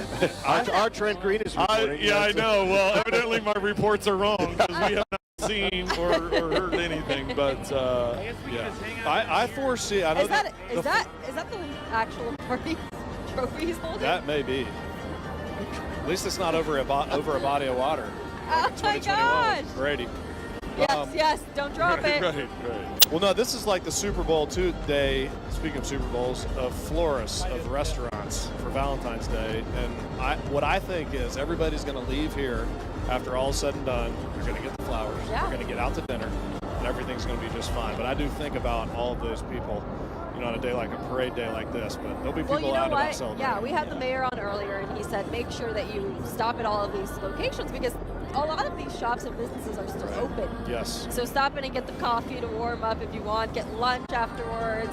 What better way to celebrate Valentine's Day than to come to the Super Bowl parade with a million of your closest friends? I mean, how do you not wake up this morning and say, hey, happy Valentine's Day? Guess what? We're gonna go hang out with a million people and we're gonna celebrate a Super Bowl. So, and it's funny my wife's here. She knows. Yeah, she's somewhere. Like, exactly. Yeah. She's like, okay, you've been on long enough. I'm gonna watch the parade. I don't know where she went. Yeah. And you mentioned Charlie Hustle, but it's so fitting that like their little logo is the heart, and it's the Casey Hart Valentine's Day celebrating the Chiefs. It all comes together. It all comes together. I actually literally stole this hat from Charlie Hustle right over there and walked over. It's no joke. And I have Chase's mug. You said it's mine. Yeah. I think my favorite part of the parade was once you go through you're looking at people kind of like on the ground. Yeah. And then you look up in the buildings. And then you're like, oh my gosh, every window is covered with like 10, 20 faces. Yes. That was the coolest part for me, is just seeing like all those people that like made it a point to come out. Yes. Well, even right here at the West End, if we look over, look at this. Yeah, exactly. Look at all of those windows. Those are some of this is awesome. Yeah, some of the best views. You've got all of these windows. Except unfortunately, some of the folks this morning, I don't think realized that these were not one-way mirrors and that we could actually see in just as easily as they could see out. Yeah, those are the Johnsons. Actually, I was supposed to stay in that room, and Tammy's like, hey, I just had to sell your room. It's like I'm always like right in the middle, like 7 up. So thanks, Tammy. Yeah. Well, Donna Kelsey is here. Travis Kelsey is here. All the players, families, friends, as you said, a party with your closest friends. Yeah, exactly. A million of them. This is so fun. So we're about an hour and about 10 minutes into the parade, and things will really get going here at Union Station at 12:45, and that is when they are going to be having that big old party. They're going to be passing the mic around with all of those players that are having a really good time. Look, that's the windows we were talking about. Yep. Folks, look, these are the best views. Easy access to a restroom. You got snacks, and you can see all the action. Right, except you can't open them, so you can't hear. It's muffled. You got to turn on the TV. Turn on KCTV5. You got to turn on KCTV5. The Westin is that this is a great view, yes. great location. Oh yeah, are you kidding? Outstanding. Oh, we got the best seats in the house right here. This is great. Just phenomenal. Just ask for Tammy. She'll love that now. Hey, Dustin told me. Okay, just make sure you said Dustin said. Unlock your 2%. I think it's so funny that at the beginning of this parade here at 11, all of these buses were full, and now the double-deckers are very fewly littered people left behind. Where'd everybody go? They're walking. Dustin, are there restrooms on those lower levels of the buses? No, that's the one part. I was going to say, so these guys, all right. Okay. So they're really got to wait till they get to Union Station. You got to wait. Okay. So sometimes the wives are like, move, I'm going in here to go to the restroom. Yeah. My 5 kids were going nuts on the bus. They were like, where's a cup? And I'm like, no, we're not on the RV. We're not on the RV. Like, you got to. People on the rooftops of certain buildings. You can just see. I mean, traffic jam. I was going to say, where's all those? Well, I remember on our parade, like when you're on those upper the upper level of those double-decker buses, the open part, they give you goggles and stuff. They do. Right? Yeah. But not helmets. Ski And you need helmets because people throw beer. Oh, yeah. They will throw full beers at you. Yeah. And the first couple are good, but once one comes and he's like, wait, he's catching beers, then it's like Pirates of the Caribbean. It's like cannonball fodder everywhere. Like, How fun. oh my. Oh my gosh. Well, look, just looking down, it's really starting to get packed here. There's really no room in between all of the bands that are out here at Union Station. We had Tech 9 out there earlier on the stage getting the crowd all riled up and getting going. We can see that obviously there's a traffic jam somewhere along the road. I'm not sure where that is, but we can't. I don't see any buses anywhere near us right now. Yeah, no, it definitely. You can tell that it's a longer parade route than last year because it's taken a lot longer for the first bus to get to our vantage point. And I love Patrick Mahomes is still walking along this route.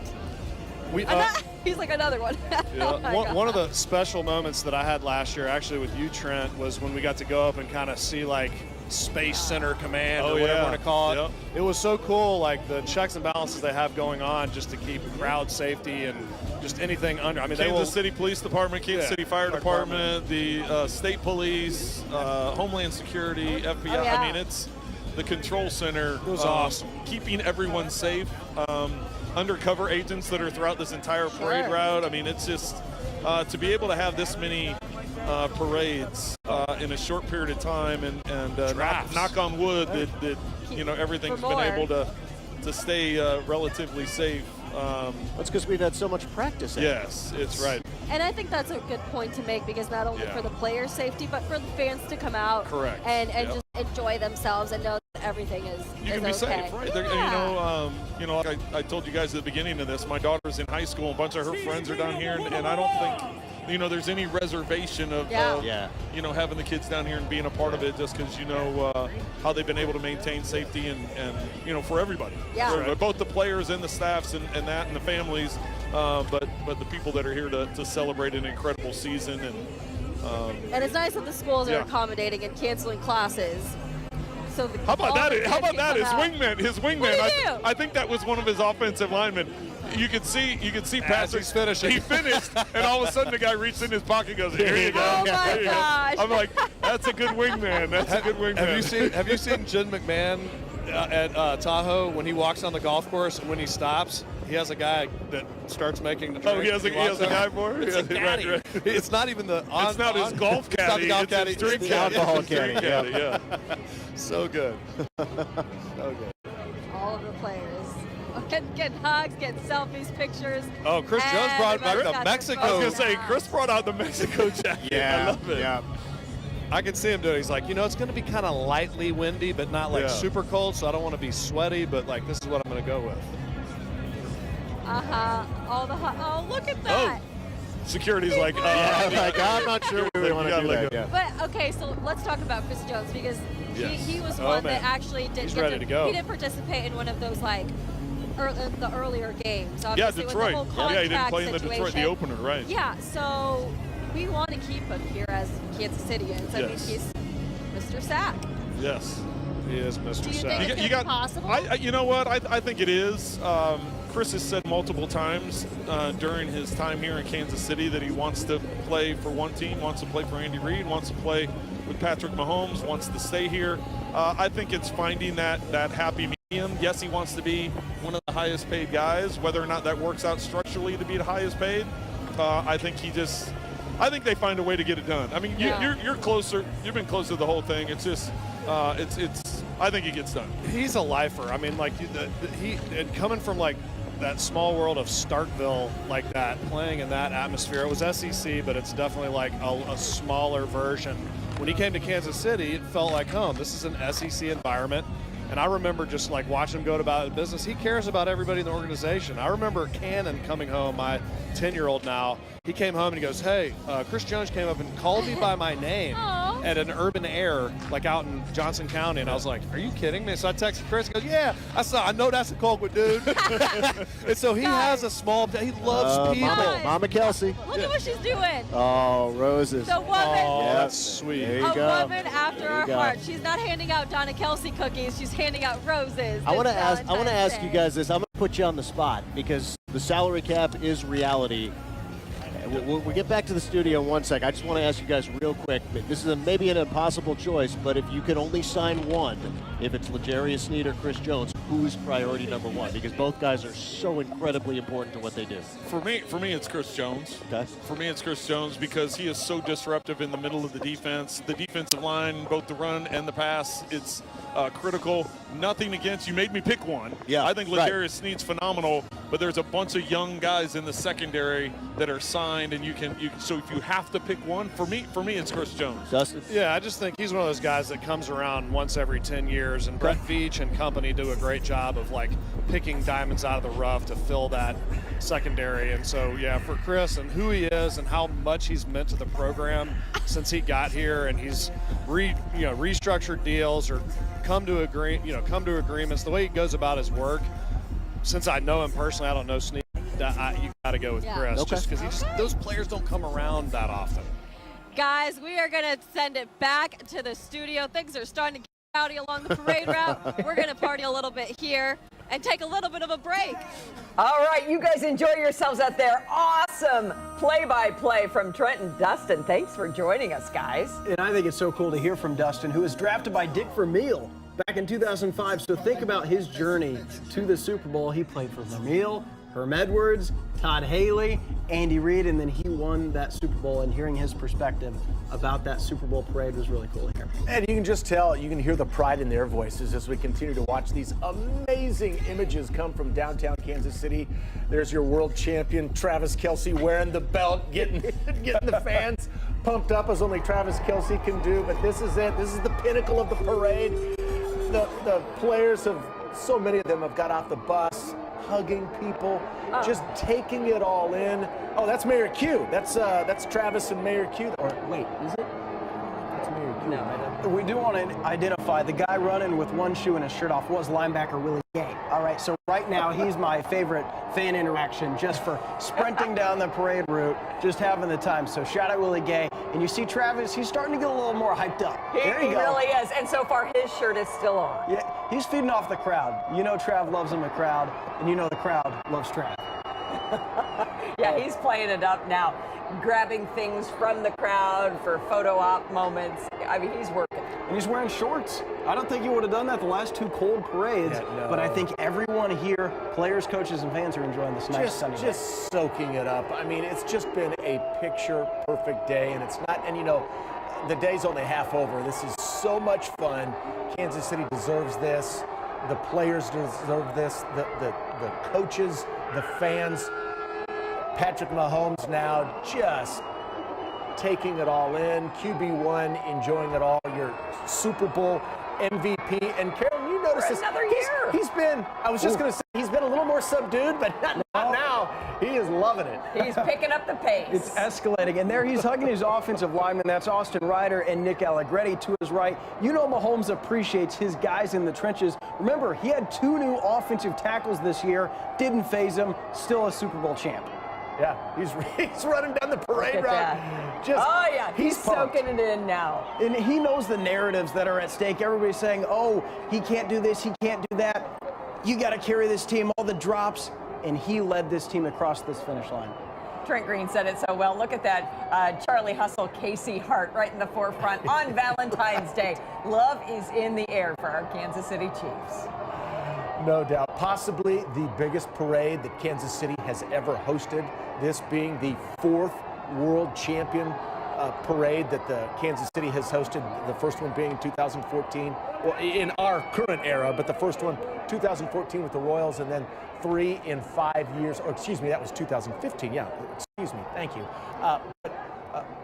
So much experience along these Kansas City streets about welcoming our world champion to celebrate, to all the accolades that they've received, and man, what a day this has been, and what a day this is going to be. The weather, just perfect. And remember, Jared. the fun is just getting started, folks, because this parade, they're not at Union Station left, so there's a lot more crowd moments. You see Brittany Mahomes here talking to the fans. Well, she found a cute puppy. And you know she loves dogs. Look how sweet.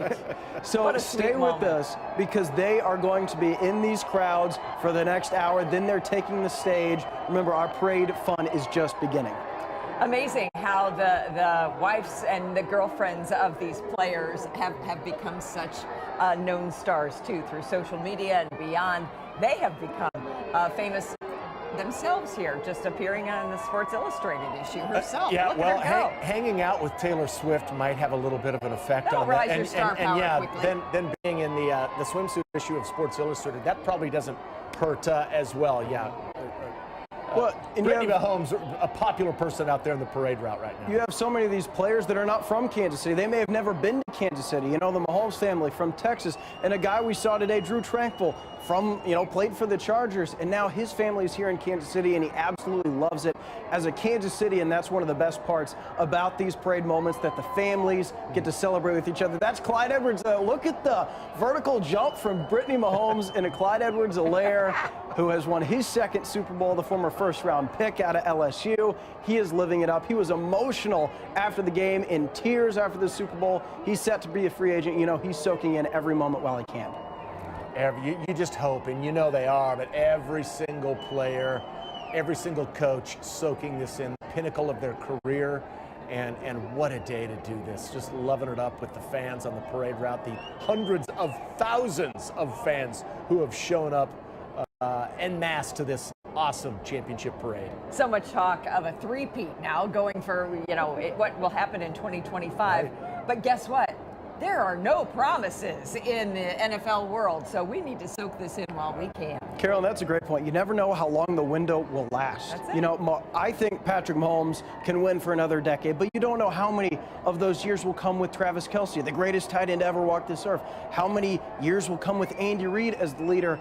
And so even though you have goals of so much more, in the moment, you want to celebrate as the confetti comes down, because these are the moments that players dream of. You work hard in the off-season for these moments. Guys, think of training camp. Those early mornings, the fans that come out to St. Joe, they drive up just to get a glimpse of these players. This is the culmination of work that in some ways started in July, but is really year-round. And if you notice, watch the crowds here. Once the buses pass them by, and you see kind of a mass stream of red heading southbound, because some people, instead of choosing, do I go on the parade route or do I stop at Union Station? Well, they're trying to do both. They're trying to watch the parade go by and then, as quickly as they can, make it down into that crowd you see there forming in front of the stage at Union Station, there on the north lawn of the World War I Museum and Memorial. My two sons, Grant and Brock, tried to do that last year. They thought they were going to watch the parade route and then just run over and watch it at Union Station. Easier said than done? Much easier said than done. Let me tell you, from their experience, it was very tough. I mean, they could barely see the stage when they finally got to Union Station, but look at that crowd. And then really what I want you to see here, left side of your screen, under the live banner we have there, see what that is? Yeah. That's a fan high up in that tree. Yeah. You see him? Or a knucklehead. Is that Neil Jones? Have we confirmed whether or not that's Neil Jones? We haven't heard from Neil in a while, so you may be onto something, Jared. It could be.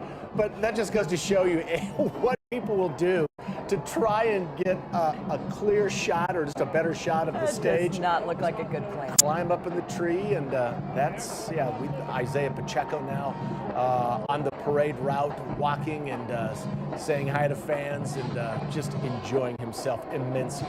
Got the whole family out there. There's kids joining in this year. That's so nice to see, too. And those are the sacrifices families make as well. You're thankful for all the hard work, but these are the times when you can get back together. Those playoff times, the players aren't spending as much time as they would like with their families. This is the end of a marathon that they can really celebrate. We've talked about all the things that we've learned throughout the championship parades that we've hosted here in Kansas City. One of those being the players coming equipped now with ski goggles. They're ready. Yeah, they know what they're doing. ready for things coming flying in from this adoring crowd. For some of them, it's their third parade. Pretty miraculous to think about.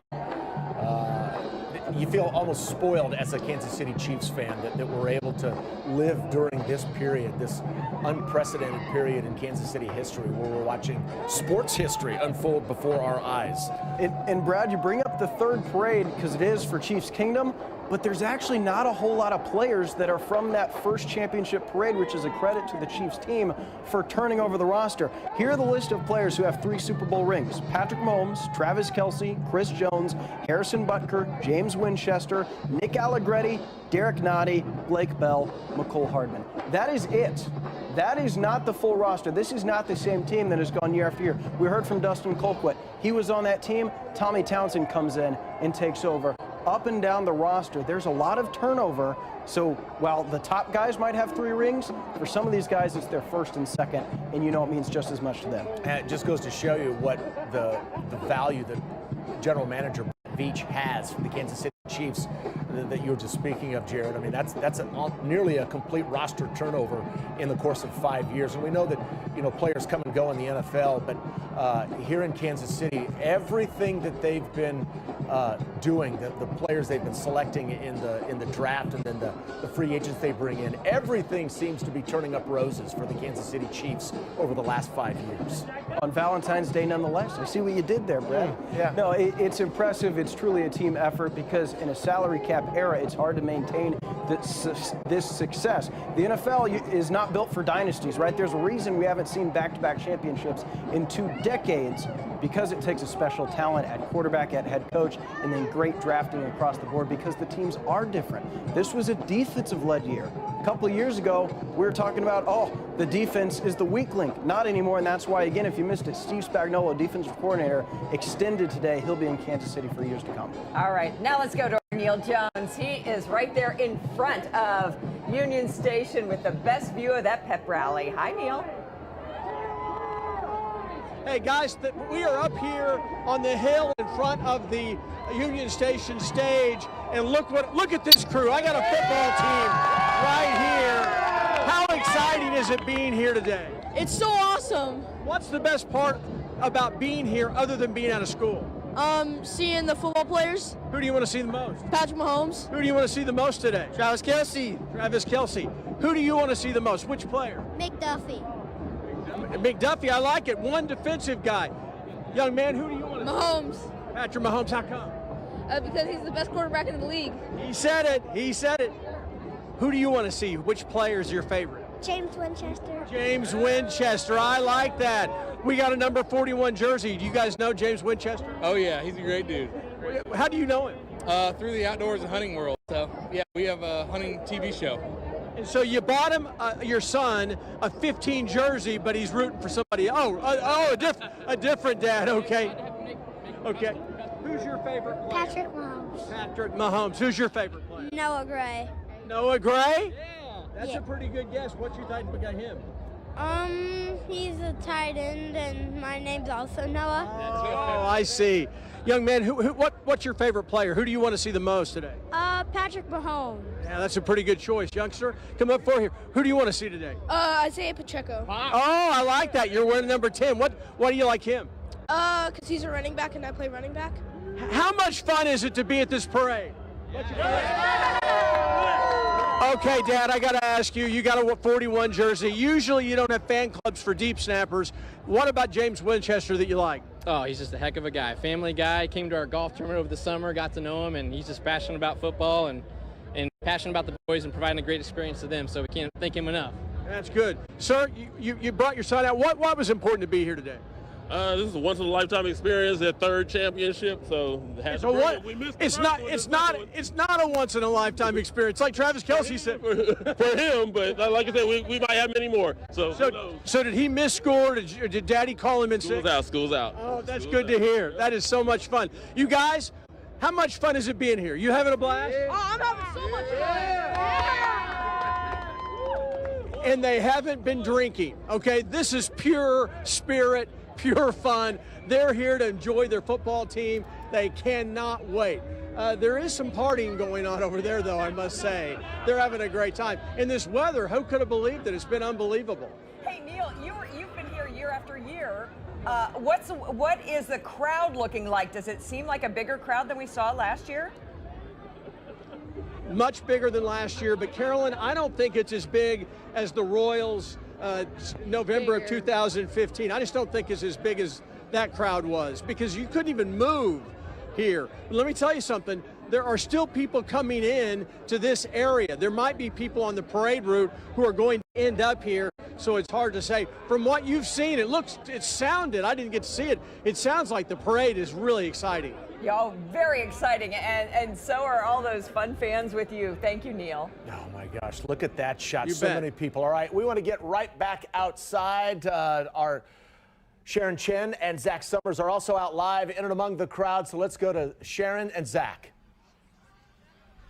Hi, guys. Yeah, it is so much fun out here. We saw Neil out there. No, we didn't, because I'm telling you, You can't the make out anybody from here. No, there's a huge sea of people right below us. We're at the top of the National World War I Museum, and we've got a crowd down below, crowd building up here, and as Zach and I just saw, people streaming in from, it looks like, what, Persian? Grand Broadway. And, So, yeah. you know, Neil was saying it doesn't seem as packed as the Royals 2015 championship parade, but from our vantage point, we see those fans who have been along the route starting to make their way here to the memorial. And, you know, we've been here for hours now, and, you know, within the last hour or two, even from up here, we've started to see way more fans start to filter in here, because really this is that perfect vantage point, so you can really get an idea of how many fans are actually here. And I mean, it looks really promising in terms of the number of people who are going to stick around for this rally. And, you know, I wish I could get, oh my God, we have a Taylor Swift impersonator and an Andy Reid impersonator. I was going to try to grab them real quick, but they're busy doing pictures, so maybe we'll get them on air. But that was really fun to see. They're you know, taking pictures with fans up here, engaging, because obviously Taylor didn't make the parade. Right. But there's an impersonator up here who... Taylor Swift. Exactly.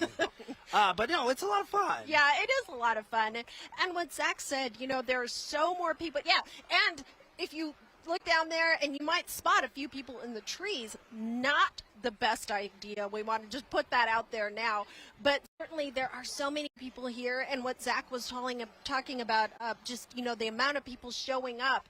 And I've been gauging this all morning long. You have that grassy area right below the museum, and we were out here since 5:30 this morning, and you just saw it fill in gradually. And right now I can tell you there's not a lot of space down there, but the people down there, man, they're having a blast. They've got food trucks, music. We got kids throwing the football back and forth. Yeah, it is just a great day out here, and this weather could not be better. Absolutely. And when you look around, it is a family affair. There are so many children here with their parents or adults, and they're all taking this in together, which is really special to watch because, you know, we've alluded to this, but for the older fan base, they didn't get to experience this at a young age. So these kids, as we mentioned earlier, they're spoiled. This is quite the treat. And then, you know, it's been fun to watch the players engage with the fans along the route, and you just dying to know what Travis and Patrick are going to say once they get that mic there on the stage. And, you know, I got to say, we've been out here listening to the folks who get on the stage. They've been riling up the crowd. Tech 9 was up there earlier. And, you know, Tech 9 told us on KCTV5 before the Super Bowl, he previewed that he was going to have some new music out if we won the Super Bowl, and sure enough, he played that music on the stage, and the crowd, they loved it. Oh, they were going wild, absolutely wild. I mean, it's been such a great day, and, you know, you brought up the players, and we've had so much fun just watching them, the key moments, watching Patrick work the crowd, and, I mean, what a moment for these fans, and Travis even grabbing the cutout of his brother's chest. That was fantastic. We were laughing about that. But what is so cool is, you know, just the sheer amount of people out here, but knowing that they waited all morning, some of them maybe even the night before, waiting for that moment just to meet face to face with these players, and they are getting that. These players didn't last long on the bus. They were out in the crowd walking in no time. Well, and you talk about where we are right now in front of Union Station at the memorial. These folks, a lot of these folks who are here toward the front of the stage, some of them, they spent the night. Oh, yeah. But a lot of them have been here since 4 or 5. So they've been waiting hours to see these players, which is starting to finally happen. So you just know it's a treat for them as we await for this rally to start in minutes. Yeah, I mean, when we got here, I think it was 5:30 this morning, we saw groups and groups of people coming in, you know, carting blankets and jackets, and now they are here. They're lining up to get food at the line of food trucks down here, and of course it's barbecue. Well, and those lines, let me tell you, I've been monitoring them this entire time. They have, the lines for the food trucks have been longer than the lines for the porta potties. Maybe because there's so many porta potties out here, but you would think folks would have brought some snacks, because the line is crazy. And, you know, we were just talking about naughty behavior, if you will, the folks hanging out in the trees.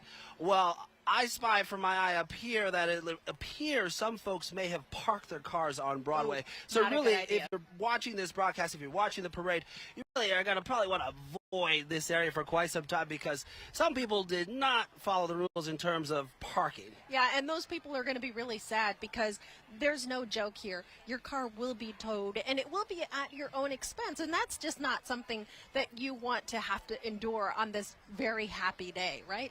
That's just not a good thing. Absolutely. We don't want to be downers, though. We just wanted to tell you what we're seeing up here as families and fans kind of take in this moment on such a beautiful day. I mean, really, this weather could not be better. It is fantastic. I mean, we came with blankets and gloves and scarves, and now we're, you know, we've shut it all. We've shut it. Well, I'm going to keep this one on. Oh, okay.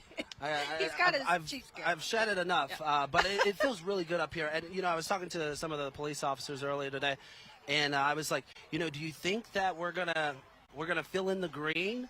And they seem to believe so, you know, because, you know, we fans are filtering in, and we're even seeing fans who maybe don't want to walk all the way here to Union Station. They're going to maybe watch from the windows, or at least monitor the rest of the parade as it starts to wrap up here toward Union Station. Oh, and that's what's so cool is I remember last year covering this, and there was a hotel across the street, and as you get closer to parade, it's the best thing ever, because, you know, one person in the window, two people in the window, and then pretty soon there's like 20 people in the window all trying to cram in there to get the view. And that is just, it is such a neat thing to watch this city come together and just want to be a part of this momentous event. And it really is. I mean, like we talked about, this is back-to-back Super Bowl. So now Kansas City has been able to experience this 2 years in a row. And whether we get the third or not, we don't know. I mean, we hope so, but we don't know. And so people are kind of just coming together and relishing that moment, and it is just so fun to watch. Yeah, it really is special. It reminds me of when I first got to experience this in 2020, and it's one of those moments where it was like, man, I really love this city because of this sense of community, the community coming together, and it's all because of this one team who is just in this era of greatness. Yeah. I mean, we've said this time and time again. This is the epitome of civic pride. This is how much Kansas City loves our Chiefs, and for good reason. Absolutely, and we know that we know the city and the Chiefs organization would like to keep this on time. That rally is supposed to start at 12:45, and the city really wanted to keep it to an hour, and they want to do that because they want to make sure there's enough time for this crowd to dissipate, disperse, go on their way, to make room for, you know, tonight. I mean, we got to remember, today is Valentine's Day. A lot of couples plan to celebrate, go out to dinner. You know, I love that this whole theme is, what, for the kingdom, from the heart, which is just really special that we get to enjoy this championship, back-to-back championship on a day that is traditionally reserved for love. Absolutely. And I love that, you know, earlier in the parade, we saw them put Travis on the back of that golf cart. Like, okay, you're getting too far, buddy. Just get on, and so we can get you closer to, you know, the rally, so we can keep on time. And that's one thing that we want to say, that we're so excited about this location here, is that, you know, when this rally begins, we're going to have a flyby, and that's going to come right by us. So we get a front row seat to that. Yeah, Zach. that'll be How great. cool We is look that? forward to it, and we'll stay here. For now, though, we're going to send it over to Bill and Carolyn. Hey, guys. Well, hey, guys. Yes. Oh, my gosh. Such a perfect day for this parade of champions here in Kansas City. We are waiting here maybe 5-6 minutes away from the official pep rally beginning there on that stage at Union Station. Yeah, if you've been wondering why we haven't been seeing the players jump off the bus or walk down the parade route, that's because they've got the buses parked behind Union Station. They've now made their way or are making their way into the rear of Union Station and kind of taking it all in, kind of relaxing for a moment. As Trent was talking about, they're able to use the restrooms in there. I'm sure that is necessary. And just kind of getting ready to prepare for what we're about to see on the stage. Well, think about taking this stage right now. It's one thing to be in the middle of the parade route and you see fans, in buildings, down on the streets. It's a real culture shock. I don't care how many times you do it, to walk in front of thousands upon thousands of people. Like, this is a scene. I don't care how many times you talk on a microphone. This is different than a Tuesday morning press conference, all right? This is something you want to be, focused and try not to make a fool out of yourself, which I hope they do, because that's fun. Well, and we've seen them before have a really good time on that microphone. And this is, frankly, when the world is watching. What will Patrick say this time? What will Travis sing when he gets to that podium and that microphone? And this is where we have parade moments. Think about the Johnny Gomes speech of the Royals, 2015 World Series. And that's where really, think about the last decade here in Kansas City, or 11 years if you count. Sporting Kansas City winning the MLS Cup, the Royals winning back-to-back pennants. Kansas basketball went to a Final Four, won a national championship. MU football won a Cotton Bowl. K-State won the Big 12 championship in football. Kansas City Current made an NWSL final. Oh yeah, we hosted an NFL draft right here at this very stage. And then the World Cup is coming in a couple of years. And that's without even mentioning, the Chiefs, which is the reason we're all here. What a decade in Kansas City, guys. Well, what a decade for now what has been, but what people around the world are finally beginning to understand, what people in Kansas City have known for a long time. This is a world-class city that's now really shining on an international stage. As you just mentioned, the NFL draft, that so many eyeballs were on Kansas City that weekend, and now here all across the country and all across the world, literally people will be watching video clips of this sun-splashed, remarkable, unforgettable day in downtown Kansas City as hundreds of thousands of fans get ready to watch their heroes take the stage and proclaim to everyone, we are repeat world champions. And guess what? We are going to go for a three-peat. Yeah, this road to repeat ends right here in Kansas City at Union Station right now, and you are a part of it as you're watching from home. We're bringing you these bird's eye views. We're in the crowd with you just to bring you all the feels of what it is like to celebrate the champions from Super Bowl 58. And we talk about, the last decade, 10, 11 years. How about just the last 10 days? I mean, think about, Bobby Wood Jr. signed one of the biggest contracts in baseball history. The Royals just announced their stadium location. The World Cup announced that Kansas City's hosting a quarterfinal match. We had a Sunflower Showdown game that was great. And then again, the Chiefs, heck, even if you want to throw in the girlfriend of the Chiefs tight end, won her 4th Album of the Year Grammy. I mean, that's something, if you would have told us 5 years ago, hey, the Chiefs tight end's dating one of the biggest pop stars in the world, I'd say, stop it, you're crazy. Fake news. But that's just the last 10 days here in KC. That is just it. Yeah, the talk of the town at this point last year, if you remember, was the whole Travis and Jason face-off, and then Donna Kelsey becoming the story of the year. Last year, she, of course, still in the headlines big time, passing out roses here along the parade route for today's big parade. But just different storylines that just showcase Kansas City in a beautiful light. Well, Neil Jones isn't passing out roses, but he is down among the hundreds of thousands of fans in front of Union Station. Neil, take it away. Guys, you're not going to believe how much fun we're having down here. The parade is stopped. Everybody's kind of got anticipation building up for the stage show. We got all sorts of kids that are coming around that want to be on TV. We got some adults who maybe don't want to be on television, but I threaten them. But we got a guy here who's actually kind of rooting for someone on the other team. How is it? You love the Chiefs. You're wearing a Chiefs jersey, but you have a buddy on the other team, the 49ers. Okay, I played against Ronnie Bell in high school all throughout. I've been playing basketball with him since I was young. And Ronnie, I'm not saying we're best friends or anything like that because we've never been on the same team. But I will tell you, I'm rooting for Ronnie Bell, and I hope someday he wears a Chiefs jersey, and I hope he comes with us, and that will be the greatest thing ever. He played at Michigan and then was a wide receiver for the 49ers, a Kansas City kid who grew up rooting for the Kansas City Chiefs. And then we got a buddy over here who has a tie to a different Chief. Yeah, Felix and Udike, man, we all love you over here. I haven't seen you in a while, but I know you're doing well because I saw those plays you were making in the Super Bowl. That big tackle on Christian McCaffrey was amazing, and we're all so proud of him. So you went to high school with him? Yeah, we graduated in the same year. I had a few classes with him. Now, you're about his height. Did you have to beat up on him a little bit? Oh no, I was always tiny in high school. I was not always this tall. He tried though. How much fun has this day been for you? I'll all? tell you what. I'll tell you the story. We met at Power and Light the last time the Chiefs played the 49ers in the Super Bowl. And so this is special. It's a blessing because guess what? It all comes back around, and here we are again celebrating another Chiefs victory over the 49ers. We just got engaged, so it all comes a long way. We met the first day of the Super Bowl, took her out afterwards, and it's all history. And so this was, I was going to ask you, was that a good day or a bad day? It sounds like great. Yeah, it was great. We just got engaged in Disney World, so it's been pretty awesome. How many memories does this bring back? Oh, just so many. It's been incredible just to see the Chiefs go to the Super Bowl so many times together, or just anything like that. It's just been incredible just to see the journey they've been on, especially when we've been together. That is so neat. That's a great story. Guys, how much fun was this? Did you enjoy today? Let's turn around and face the camera. Did you enjoy today, or was it just because you got to get out of school? I enjoyed it. It was fun. Who's your favorite player on the Chiefs? Number 4, Rice. Oh, yeah. You got it, Rashee Rice. Yeah. You know what? He's not that much older than you. This could happen someday. You never know what might happen. I'm 10 years old. My wife, you never know. Who's your favorite player?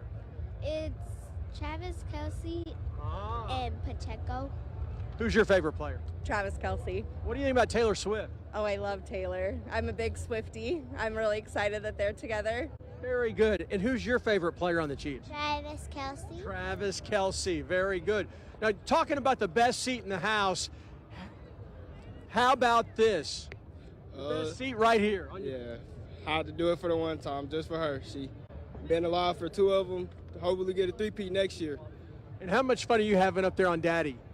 Good. Yeah, you got a good seat. Very good. Well, guys, this has really been a lot of fun. I'm going to throw it back to you guys. I didn't hear who I was supposed to throw it to. Back over to Zach. Let's go to Zach. Zach, I guarantee you're not having any more fun than I am.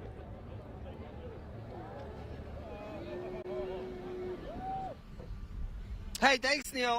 Who said Taylor Swift wasn't going to be here? Look who I ran into. She just so happened to be up here at the World War I Memorial. Hello. This is welcome. Hi. Well, my name's Lana Lux. I'm Kansas City's very own Taylor Swift illusionist. I host and perform Taylor Swift parties all around Kansas City and all over. So, Lana, so obviously she's not the real Taylor. Taylor's in Australia.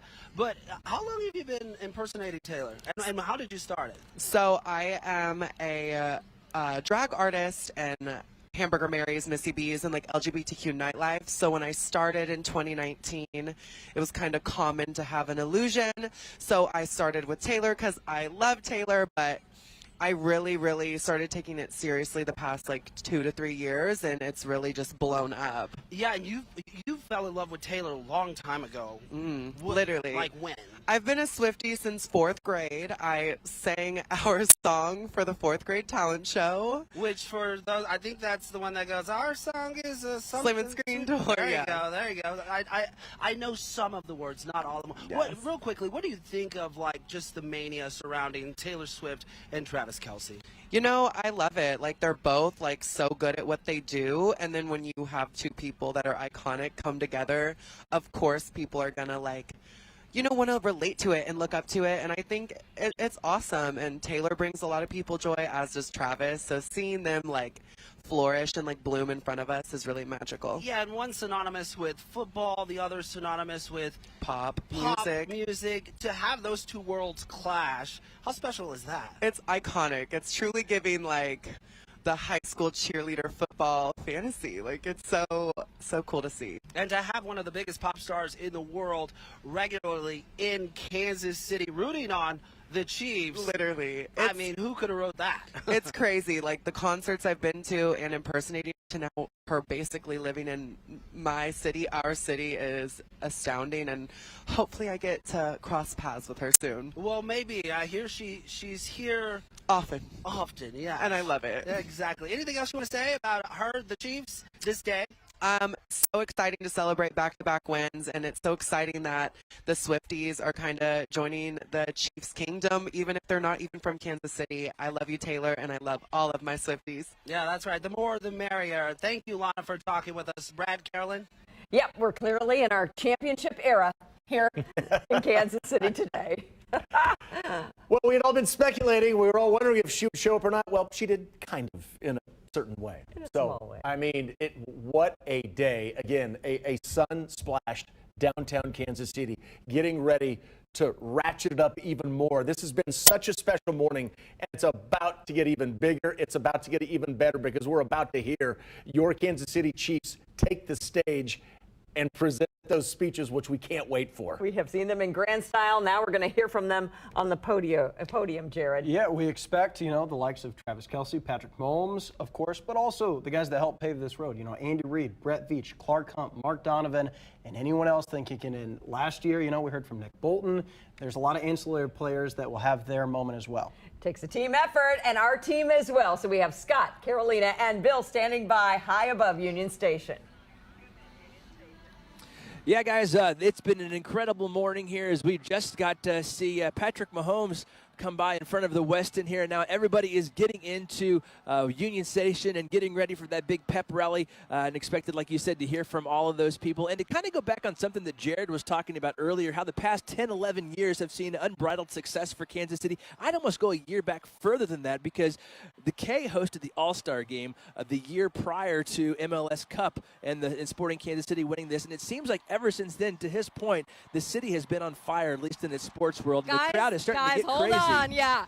So just to give you a little perspective as to what we have seen, when Mahomes was coming down in the double-decker bus, first of all, he wasn't in it; he was walking and just kind of soaking it in, and you could almost see he just kept lifting his hands, almost like basking in that glory that he's living in right now. And as he was making his way, when he got back on the bus, chugged a beer, and then did a little group hug, again looking at the crowd. But I think this is just such a great moment for him. And from where we are right here at the Westin at Crowd Center, we could hear almost like the waves of chants through the crowd as you could, wherever you heard the wave, that's where Mahomes was in the crowd. And now we've got the rumble line just cheering us on, getting us ready for all of the players that are going to be coming out, and obviously taking the mic, which is a little dangerous at this point. Well, and it was awesome because you could sense it coming because the bus went under the bridge, so you knew something was happening. That if 20, 30,000 people, he would just get into their view in like 5 seconds. And you're kind of counting it down, and then everybody pulling their phones out, us included. Yeah, Scott and I were like, hold absolutely. on, let's get a picture of Mahomes. Yeah, all of a sudden, I was the only person left on the set. What happened? Your Zoom is much better than mine. Head on a swivel, head on a swivel. Yeah, it is just so cool to see all of the players, and basically the parade has finalized at this point. Now everybody's getting started. Please welcome to the stage for some special introductions. Oh, here we come. Oh, here we go. Voice of the Chiefs, Mitch Holthus. Chiefs Kingdom, how we doing? We are getting ready to turn this up real good in just a few minutes. But I will start this celebration the way I ended the game in Las Vegas. Because the Chiefs Kingdom has started its own history class, and you're all enrolled. Because for the first time in 6,944 days, there is a back-to-back Super Bowl champion, and it's the Kansas City Chiefs.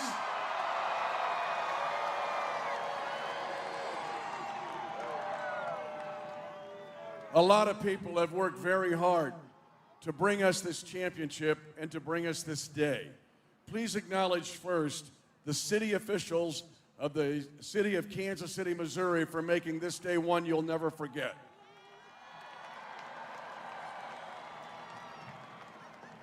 And now, please welcome to the stage for a special welcome, the 55th mayor, the city of Kansas City, Missouri, Mayor Quentin Lucas.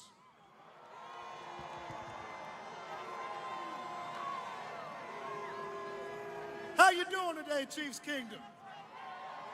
Are you feeling good today, Chiefs Kingdom? So I want a little bit of audience participation because the players are excited to come out and hear from you. So let's make some noise. First, if you are from Kansas, make some noise. Okay, all right, all right. If you are from Missouri, make some noise.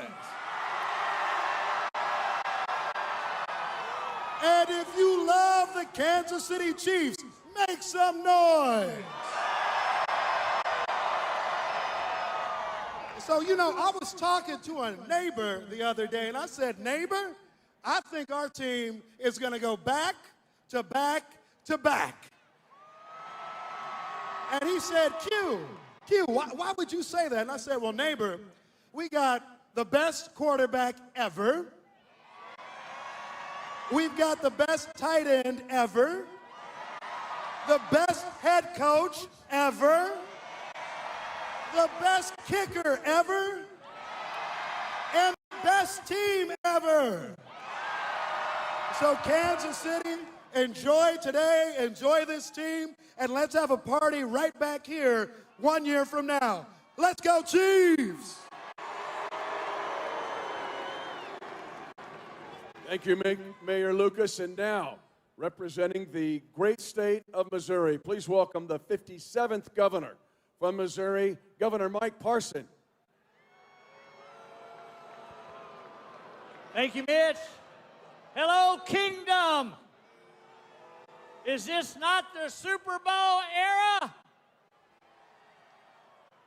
Man, what a great day. Me and the First Lady have been Chiefs fans for over 50 years. We've had. And being able to be the governor of this great state and to be part of all of you that are out here today and how much we've been through. But I want to thank Clark Hunt and his family and the Hunt family for bringing Arrowhead to Kansas City, Missouri. I want to thank Mark Donovan for being the best president in the NFL.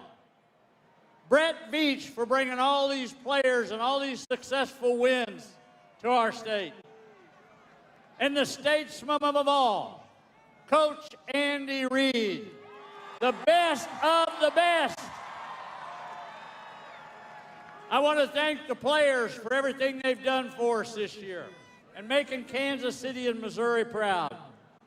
But I also want to say this. For the last 6 years, when I was like all of you out there, let's just reflect. 6 AFC championship games in a row. 4 Super Bowls. 3 Super Bowl wins, back to back. So all those naysayers around the United States that don't believe in us, and as Mitch says, they don't respect us, and all of them that think we're nothing but flyover country, and they don't want to stop, well, I've got a message for them today. One of us, what Mitch said, you got to deal with us to be able to do that. But for all those people, here's my message to them from the governor and from the kingdom. If you want to see the Lombardi Trophy, if you want to see the Lombardi Trophy, you're going to have to fly your asses to Kansas City, Missouri, and we'll show you 4 trophies. Thank you all. God bless.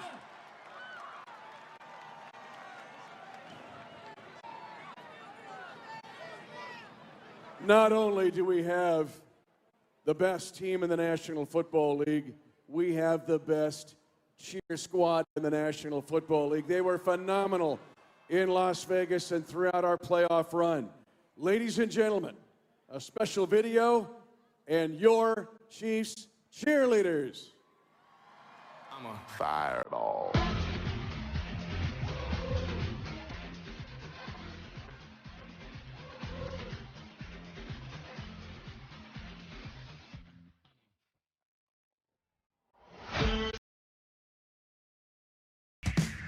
Who's that chick? Feel the adrenaline. Baby, I just wanna dance.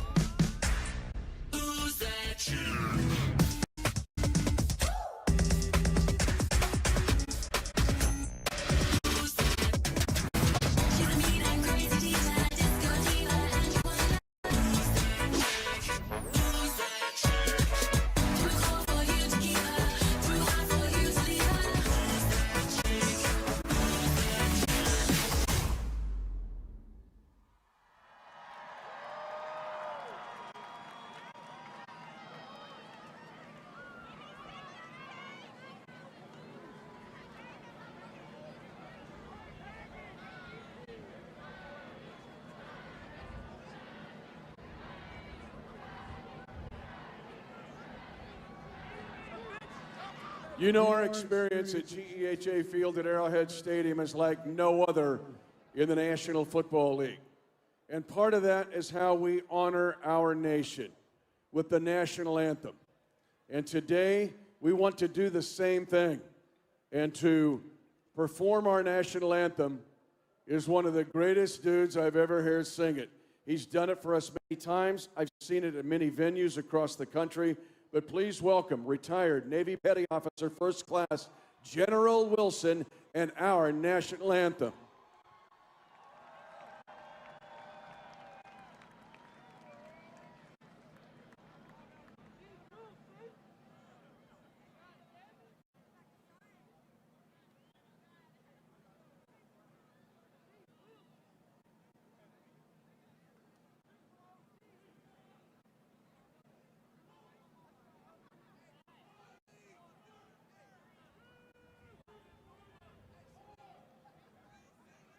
Oh, say, can you see by the dawn's early light what so proudly we hailed at the twilight's last gleaming, whose broad stripes and bright stars through the perilous fight o'er the ramparts we watched were so gallantly streaming, and the rockets red glare, the bombs bursting in air, gave proof through the night that our flag was still there.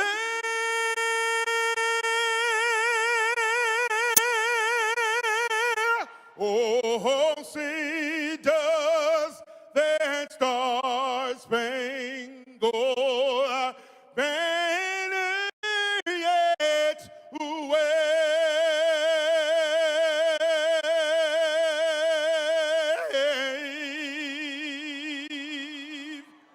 o'er the land of the free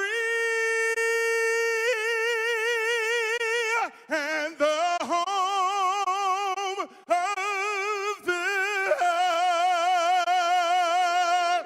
brave.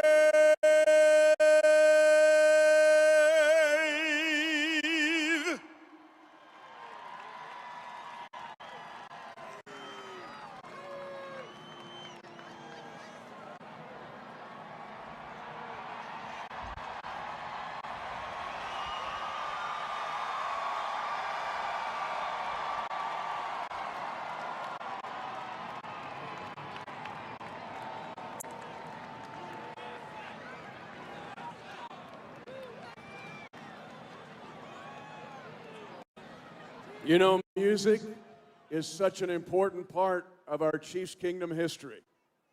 You can go down through the years and hear certain music that reminds you of certain games and certain eras. But this year, it got even more interesting because we had someone come to games and all of you would be dancing with her. And when I saw we were going to do this, I couldn't wait to see hundreds of thousands of people swag surfing. Hey, make some noise. Everybody got that swag. Man, I got that swag. My hat match in my bag. My hat match in my bag. You know I'm popping tag. You know I'm popping tag. So man, I got that swag. So man, I got that swag. Hey, let's go, Bill. Let's go, ride. Let's go, Bill. Let's go, ride. You know I'm popping tag. Let's go, ride. Let's go. I swear when I serve. Now watch me surfing. I'm on here, naughty, exotic. Get polo on my body, got a bad girl beside me, and a friend right behind me, and I'm swagging, I'm surfing, I'm swagging, I'm surfing, I'm swagging, I'm surfing. Like this is surfing. On patrol, yeah, I'm gone. Purple by the zone. Yeah, I'm smoking strong. And you know I'm on, cause I'm swag, swag. search, sweat, search. Okay, I fall off in the club with a pocket full of bands. Big, stupid, fresh, like a rat up in the rain. Sweat, super cool, blowing strong like a fan. And my chain shining hard, DJ gave my neck a tan. Pocket soul, pop, I cut it swole, all that fitting. These street swag, you can call me Mr. Lennon.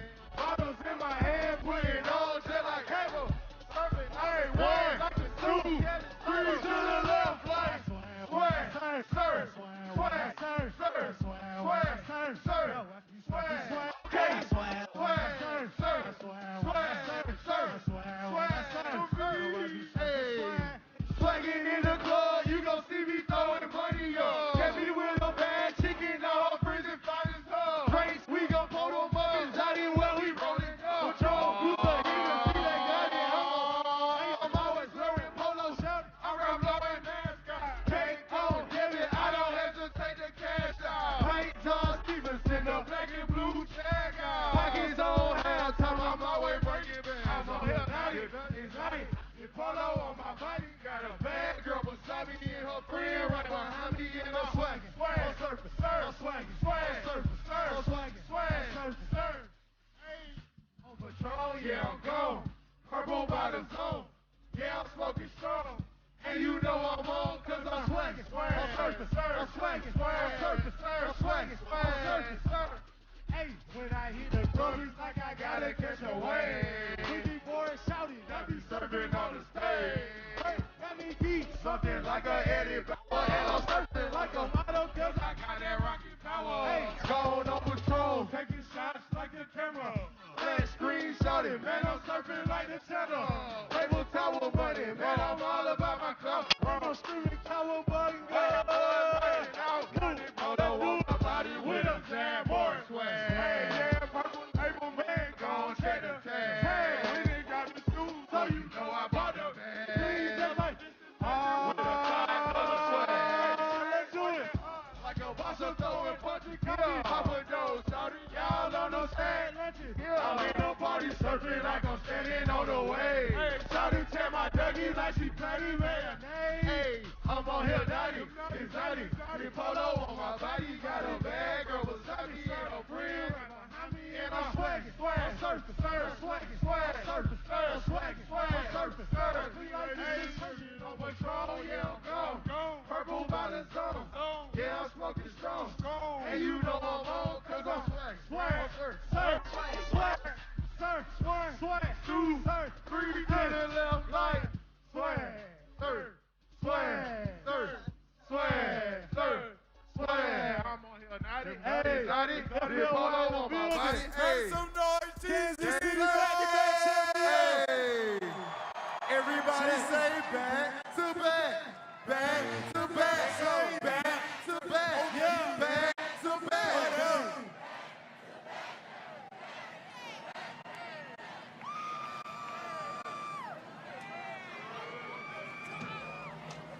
30 years of the most iconic calls in franchise history have come from one voice.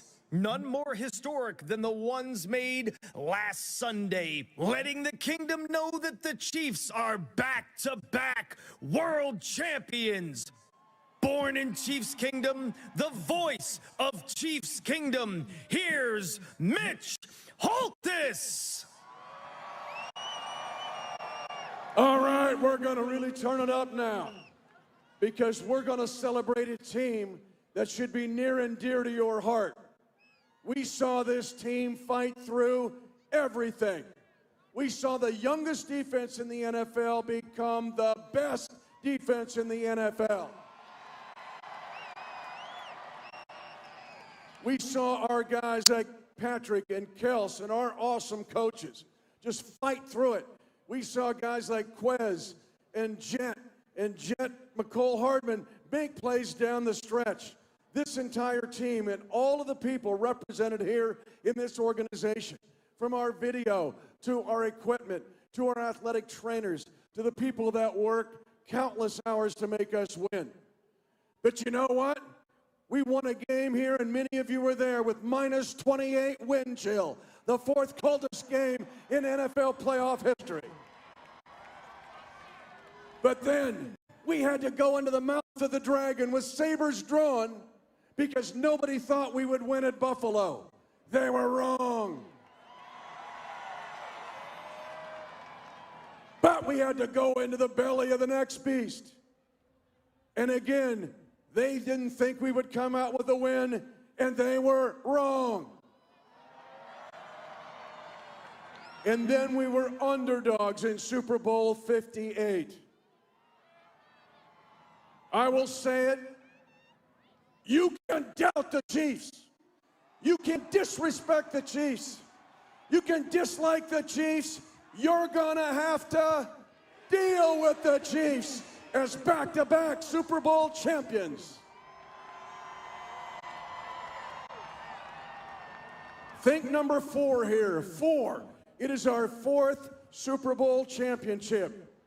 And by the way, that's the most of any team in the AFC West. Only 4 teams are ahead of us in Super Bowl and NFL history with more Super Bowl wins. In the game against the 49ers, we trailed in that game 4 times and came back each time to win that game in one of the most exciting games in pro football sports, in pro football history. I'll throw this out, 14 wins in 5 seasons in the playoffs. That's an all-time National Football League record. That's your history, Chiefs Kingdom.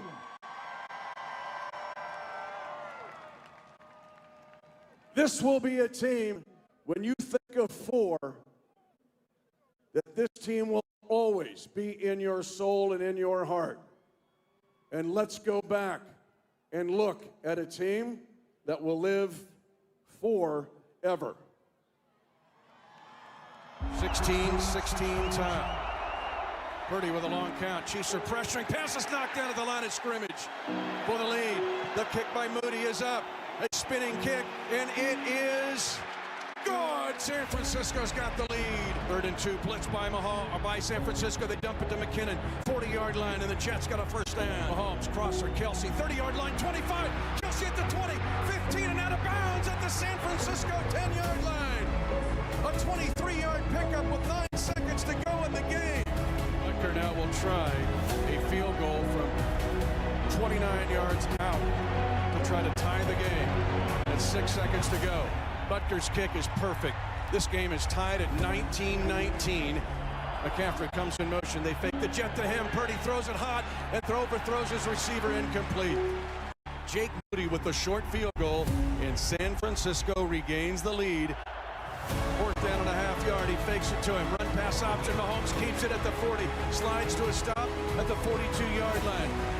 Right side throw caught by Rice. 50, 45, and out of bounds at the San Francisco 40. 22-19 San Francisco in the overtime. Chiefs will throw it on 3rd and 1. Mahomes is going to run at 30-yard line. 25-20. Mahomes inside the 15 and down to the 13-yard line. McKinnon is in at running back. 1st down and goal to go. Play action fake. Right side throw. Touchdown. Kansas City. McCole Hardman with the catch on the right side. Kansas City wins the game. 25-22. For the first time in 6,944 days, there is a back-to-back Super Bowl champion, and it is the Kansas City Chiefs.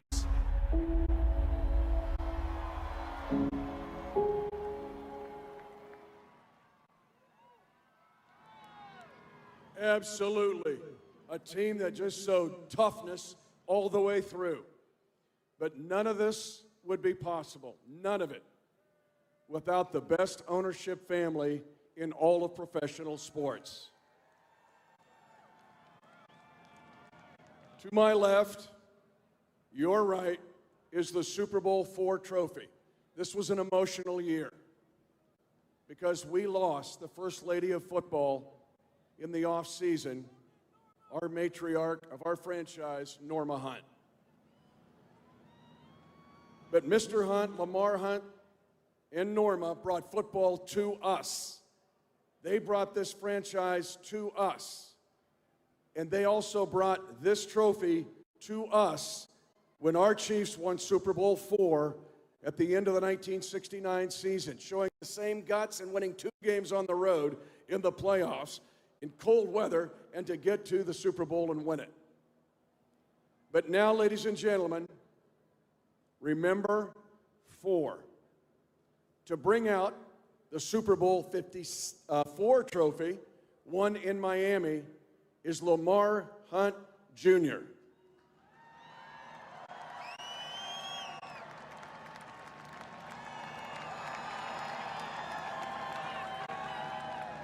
And his wife, Rita.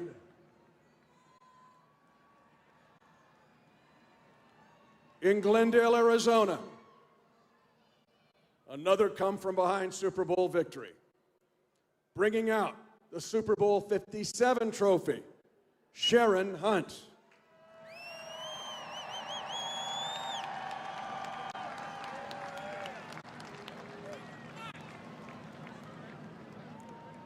And remember, the magic number is 4. Bringing out our 4th trophy, won in Las Vegas, Nevada, Super Bowl 58, our chairman and CEO, Clark Hunt, and his wife, Tavia.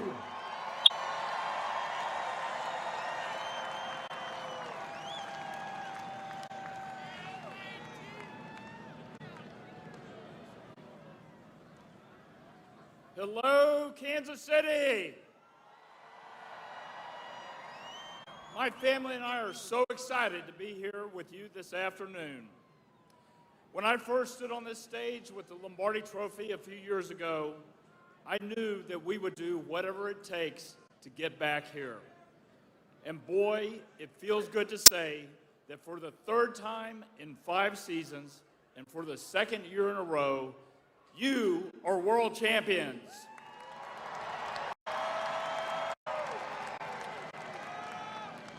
I hope we all realize how special it is to be here. When the game ended on Sunday night, my family and I huddled together and we thanked the Lord for all the ways that He has blessed us. I know that many of you are spending today with your family, your friends, and your fellow Chiefs fans. Hug them a little tighter today because you deserve it. Football is the ultimate team sport, and there are so many people who have made this celebration possible. We have the best staff in all of professional sports, led by team president Mark Donovan. Mark has spearheaded the effort to grow the Chiefs kingdom far and wide, and as a result, we have rightly earned the moniker, the world's team. Let's give it up for Mark Donovan and his amazing staff.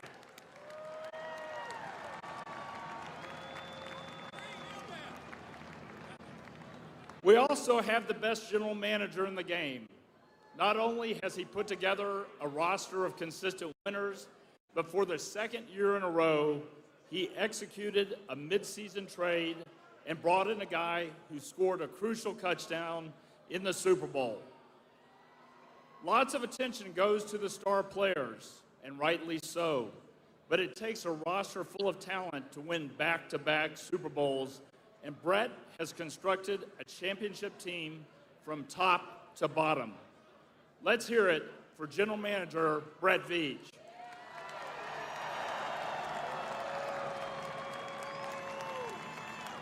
And when you talk about leaders and talk about culture and talk about a champion, it doesn't get any better than Andy Reid.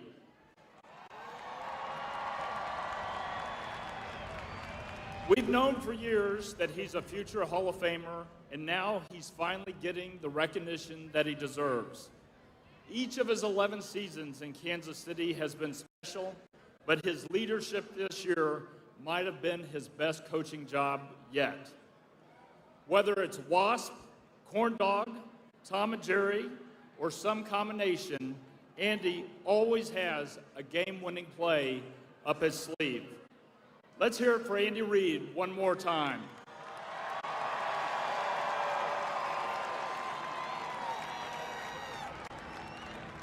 After a disappointing loss to the Raiders on Christmas Day, I was asked where I thought the season was going. And I remember thinking, we're about to find out if these guys really want it. The defense was already dialed in, and in the playoffs, they stifled some of the best offenses in the league. The defense kept us in every game and stepped up when it mattered most. Let's hear it for our playoff captains, Chris Jones, L'Jarius Sneed, and the defensive coordinator with the most Super Bowl wins in NFL history, Steve Spagnuolo.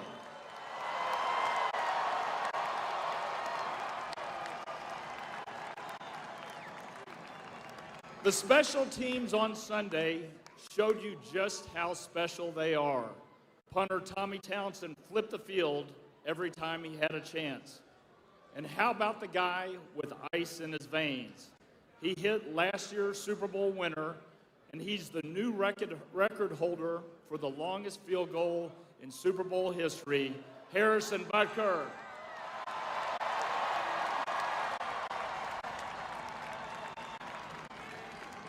And when the game is on the line and the whole world is watching, there is nobody better than Patrick Mahomes.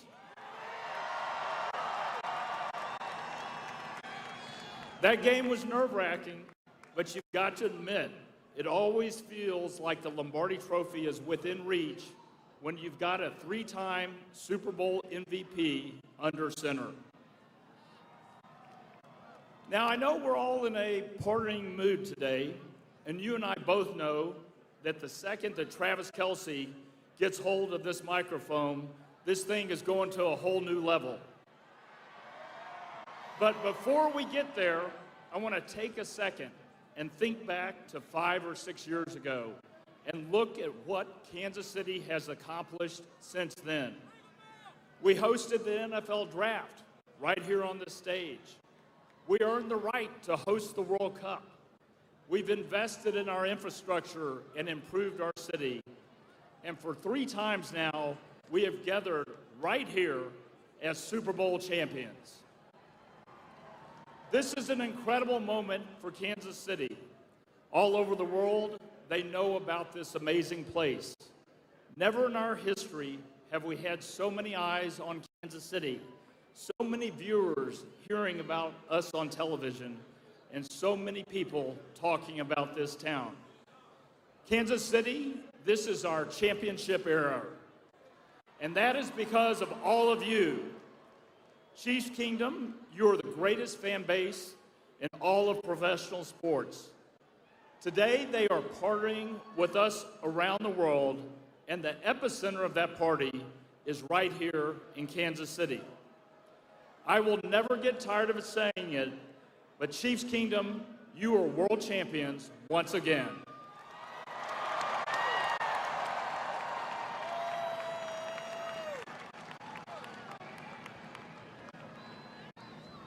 One thing that is unique is our incredible culture throughout our entire organization, represented by a lot of the folks sitting up here near the stage. But a guy who built this culture, even starting 15 years ago, 25 years in the National Football League. Ladies and gentlemen, please welcome President of the Kansas City Chiefs, Mark Donovan.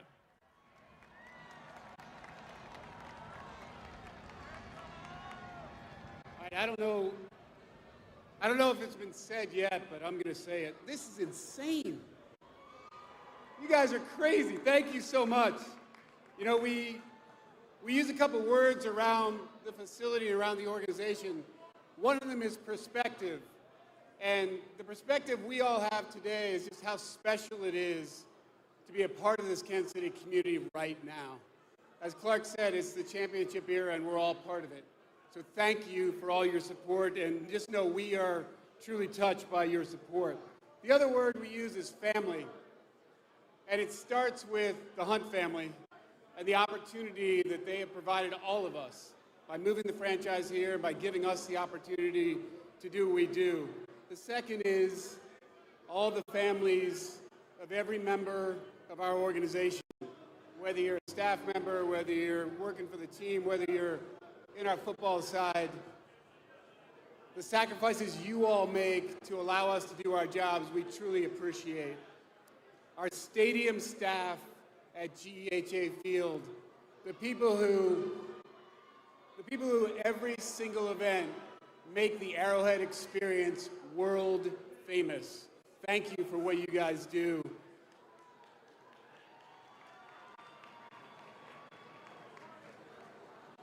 You know, you get up here, have the privilege of speaking to this crowd for the third time, and you get a true perspective. I will tell you that I know this, that you guys all want to hear who's coming up next. So I'm going to end with this. Chiefs Kingdom and our fans, you're with us every single day, everywhere we go. Whether it's the fourth coldest playoff game in the history, whether it's in Buffalo, whether it's in Baltimore, whether it's in Frankfurt, Germany, we're always there. We see you, man. We see you, and we appreciate you. But what I think you guys need to know and what you need to hear is that all of us, we are so proud to represent you every single day. So thank you very much.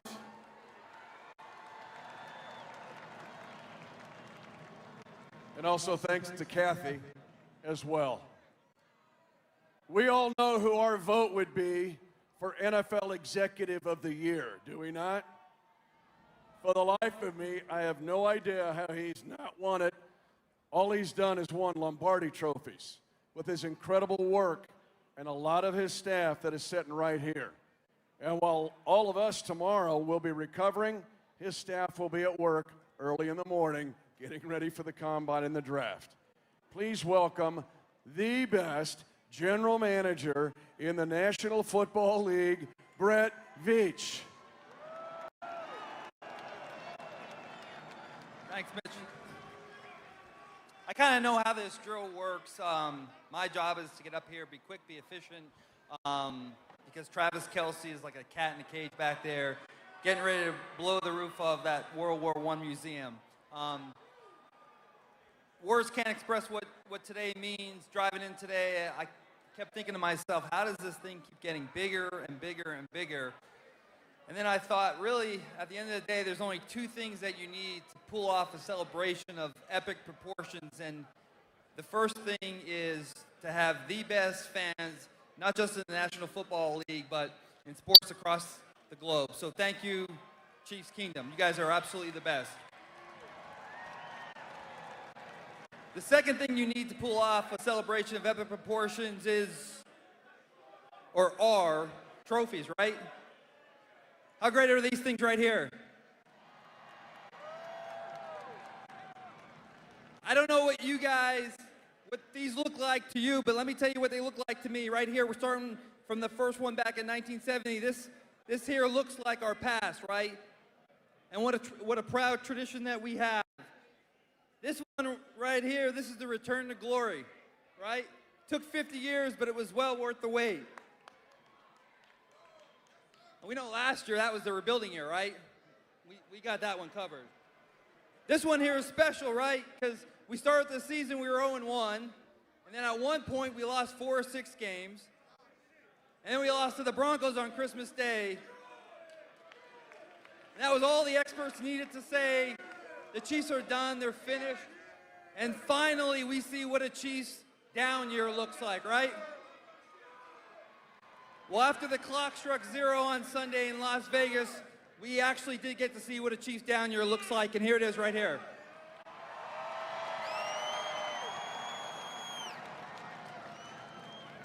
So you see what Mitch did here? He kind of gave me some room, because next year, we come back from New Orleans, we're going to see what history looks like when we go for that 3-peat, right? Thank you. Awesome. And thanks to his wife, Allison. Man, just terrific. But now, I want you all to show your appreciation. Our 64th team of our franchise is our 4th Super Bowl champion, your Kansas City Chiefs.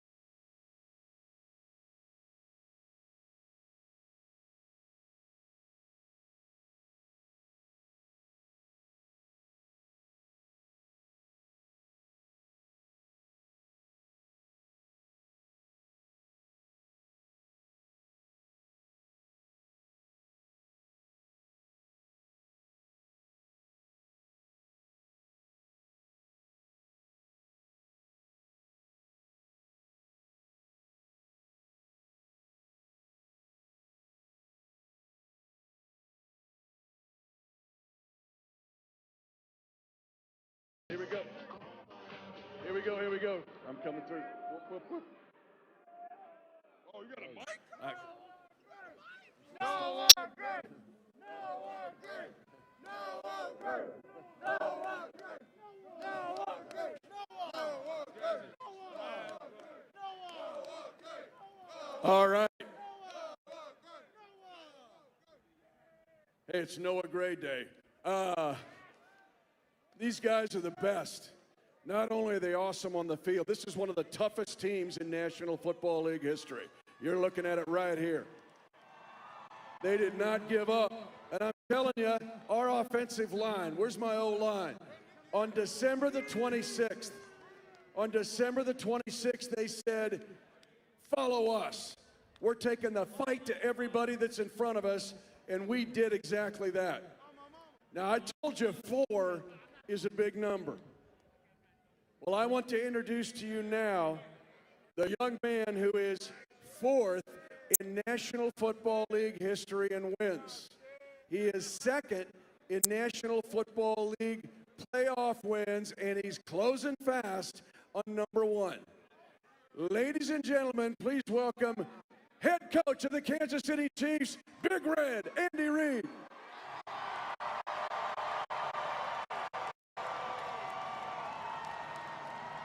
Andy, Andy, Andy, Andy.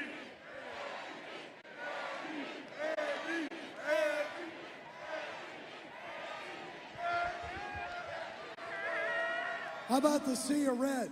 Let's hear you, baby. I'm so proud of these guys behind me, the Hunt family for giving us an opportunity to do this, for Brett Veach and his gang for pulling all these great guys in here, man, and putting them together and them coming together as a team. Through all the highs and lows, they kept persevering, and now we're holding the trophy, and it belongs to the Red Sea right here, man. Congratulations.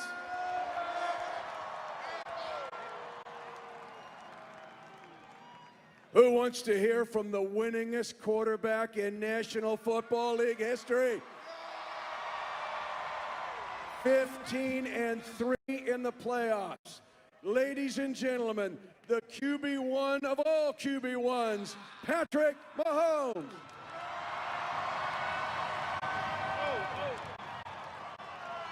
Kansas City, let me hear you one time. Man, what a year. To battle through the adversity, to continue to go for that championship. They all doubted us. I don't want to hear any different. But you know who came through in the end. That's the Kansas City Chiefs. I just want to thank everybody here because Chiefs Kingdom, y'all are the reason that we do what we do. Hey, real quick. Hold up, sorry. I know. I'm a regular quarterback. This is what it is. I got to give a shout out to that defense. I mean, can I hear it for the defense? It's crazy. A defense can win the Super Bowl and still be underrated, and that's what those boys have been doing. Hey, one time, can I get a shout out for Harrison Butker?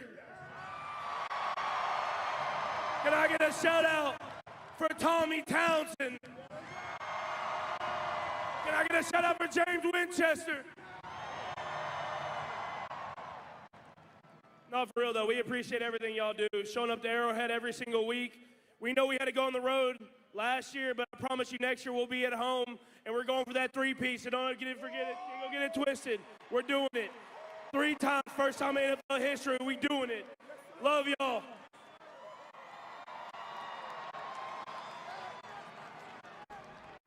And they said he couldn't win a playoff game on the road. What? He was 39-11. And now he's won everything in front of him. To represent that defense that Pat was talking about is a man who was dominant in the fourth quarter in Super Bowl 54, knocking down every 49er pass. In Super Bowl 58, he was dominant in a pass rush that held San Francisco to field goals so we could go get the game-winning touchdown. Ladies and gentlemen, we've known him now for 8 years as Stone Cold. Give it up for Chris Jones.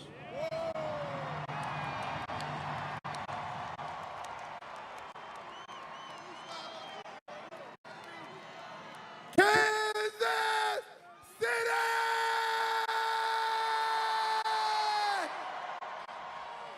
Hey, everything we did this year was because of you guys, man. From the love, the support all year on, for those who doubted us, for those who considered us underdogs. We did it for y'all, baby. KC, we are back again to be world champions, baby. Hey, every individual on this stage played a huge part of it, man. From the coaches, from the scout team guys, from the assistant trainers, from the people in the cafeteria making us food every day, man. Let's give a round of applause to those people, man. But Casey, I tell you something, man. This year was different. This year was different, baby. The journey, the fight, the individuals, it was different, baby. And you know, not a doubt in my mind that we was gonna bring it back to the city!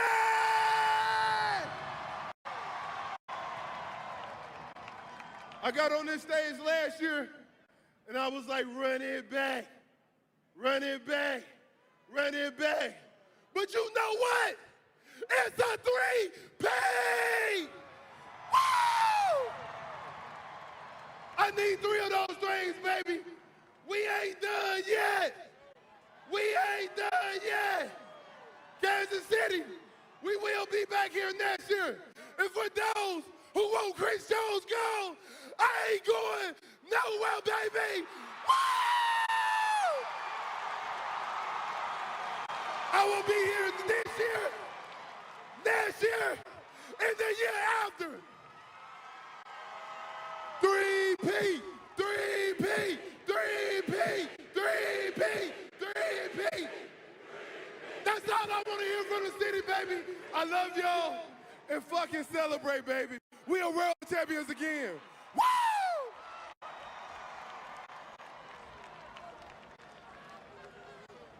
Another guy who's been so important to us in our #1 defense, bring it up, because our DBs were awesome all year. Coverage, tackling. Justin Reed, where's Jay Reed, number 20? Jay Reed.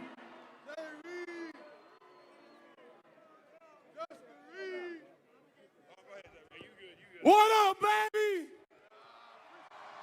Hey, you know what they say? The first time we won a championship here in Kansas City, we were the heroes. Well, you win enough times, you start to become the villain.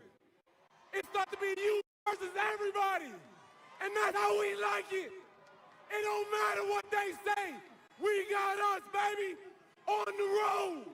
Miami, Buffalo, Baltimore, and at home in Arrowhead West. You feel me? We gonna take care of business. Can I get a hell yeah? Hell yeah! Y'all know what we gonna do, man. It's been said, and we gonna do it again. 3P, baby. And we got one more shot of good news. I don't know if y'all heard. Coach Spagnolo signed an extension today. He is still here. In Spags we trust, baby. Let's get it. Nah, we all script now. My dog, number 10, Isaiah Pacheco, got something to say. Make some mother noise, you heard? Shout out to 10, shout out to Trav, shout out to the whole Kansas City. It took all of us, the whole city.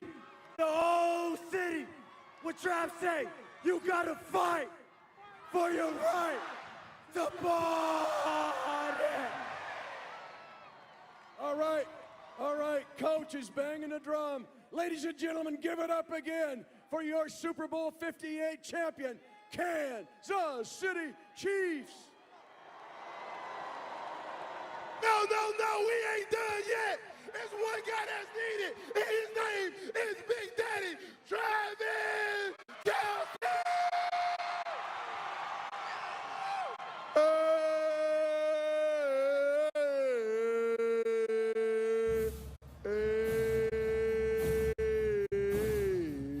Hold on, cut that. I want everybody a part of this thing. If you know this song, sing along. Blame it all on my roots. I showed up in booze and ruined the Niners affair. The last one to know. We were the last one to show. We were the last ones they thought they'd see there. And I saw the surprise, that fear in their eyes. And we took that glass of champagne. Pat took that glass of champagne, I promise you. And I toasted you. Honey, we through what I never, what? I got friends in low places. Drives in the low places that leads away. And we'll be okay. Oh, I got friends. I'm not big on social graces. Think I'll slip on down to the oasis. So I've got a friend. We gotta go. All right.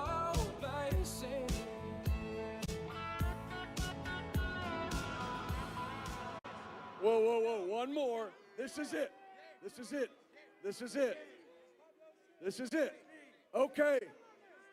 Okay. Who is the best cornerback in the National Football League who should be All-Pro, Pro Bowl? Sneeze.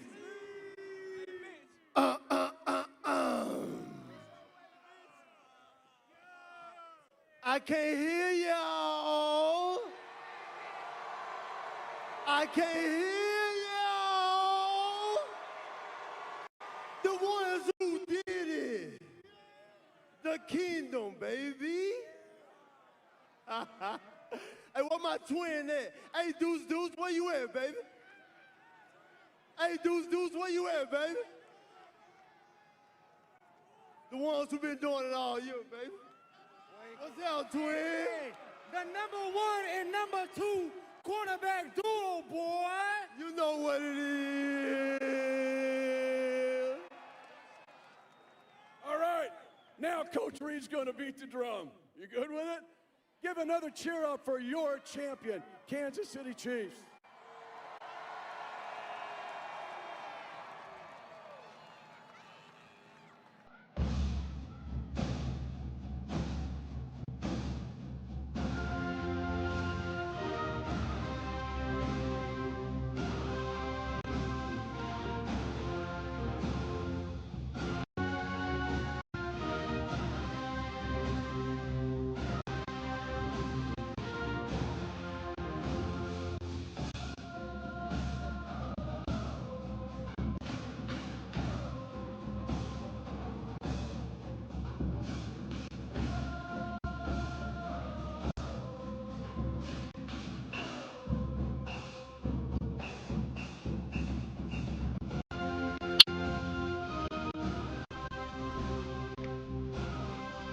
All right, it doesn't get old. It never gets old. The Kansas City Chiefs and all of Chiefs Kingdom reveling in a back-to-back Super Bowl repeat champions. And the players have just taken the stage. It was invigorating, it was enlightening, and it was entertaining. Yes. Is that what you call it? Invigorating? Yeah, something like that. Yes. Well, no doubt. A big party happening right now at Union Station celebrating our Kansas City Chiefs world champions now for the second year in a row. And each and every player that took to that microphone mentioned making sure they're back next year. Yeah, that was the theme. The takeaway was how much they're saying, hey, we're celebrating this confetti coming down right now, which is just a great scene. Soak it up, Kansas City. But also, Chris Jones, remember, his contract is expiring. He's a free agent. He could go to the highest bidder. I think it's going to be pretty tough for him to sign elsewhere. Kansas City. Thank you, Chiefs Kingdom. All right, Mitch Holtis officially wrapping it up and putting a bow on this, what has been just an absolutely incredible celebration. But you're right, Jared. Chris Jones was adamant in his speech about wanting to return and about never leaving Chiefs Kingdom. Pretty amazing words coming from a guy that you mentioned is a free agent. Yeah, you know, it's really cool full circle because I know when he was holding out at training camp, missed that first game, a lot of people questioned how much he loved Kansas City, if he was just chasing the money. This guy loves Kansas City. He wants to be a Chief. He also wants to get paid, don't get me wrong, but there's a relationship there. You saw him hugging Andy Reid after the Super Bowl. There is a mutual love here, and I think he's really going to stay now. And ooh, that defense next year is going to be pretty good if Chris Jones is back.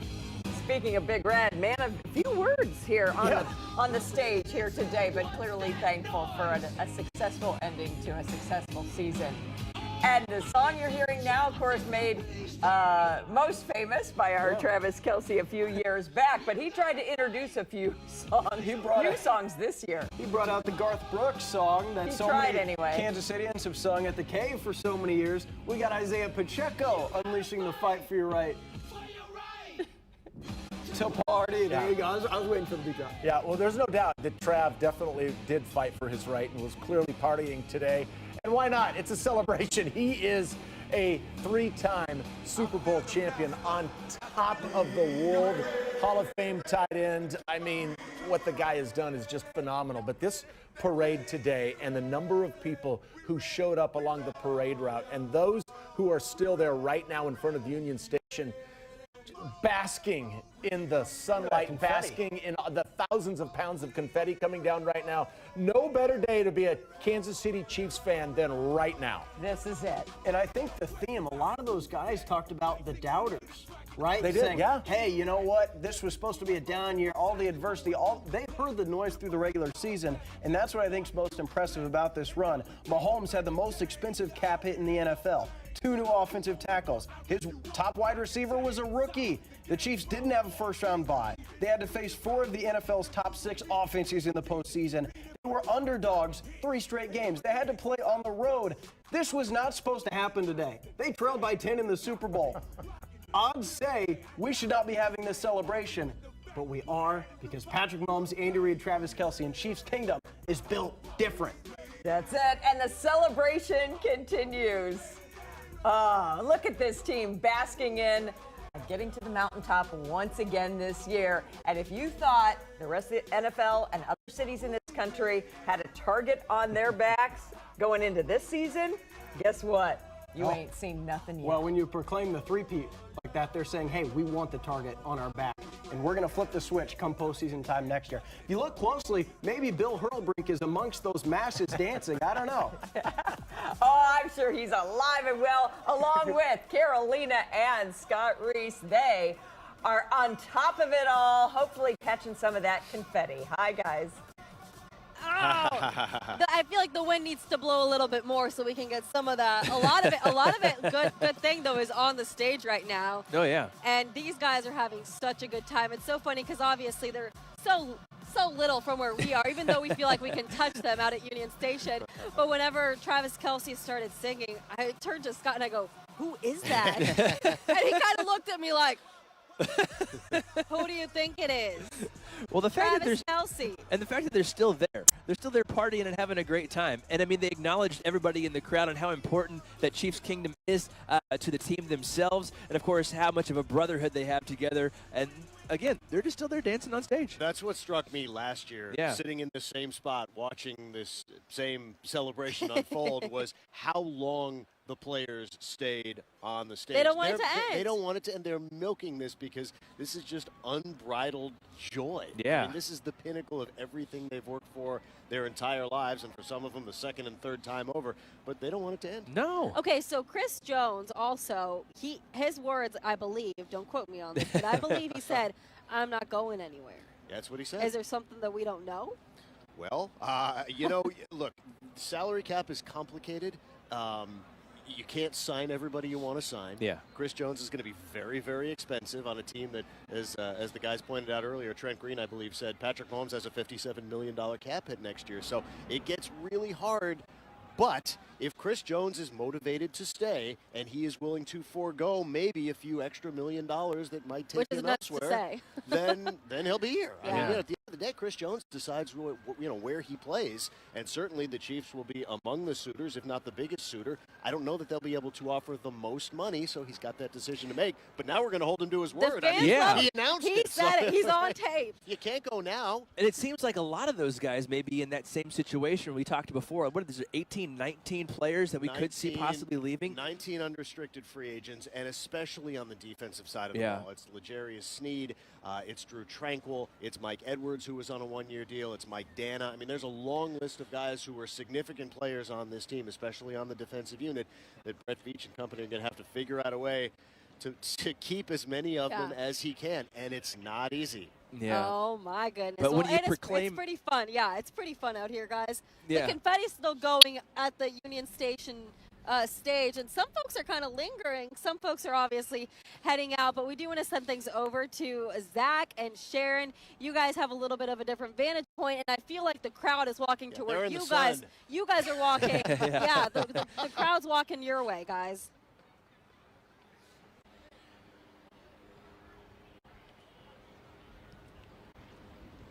All right. Do we have Zach and Sharon? Okay.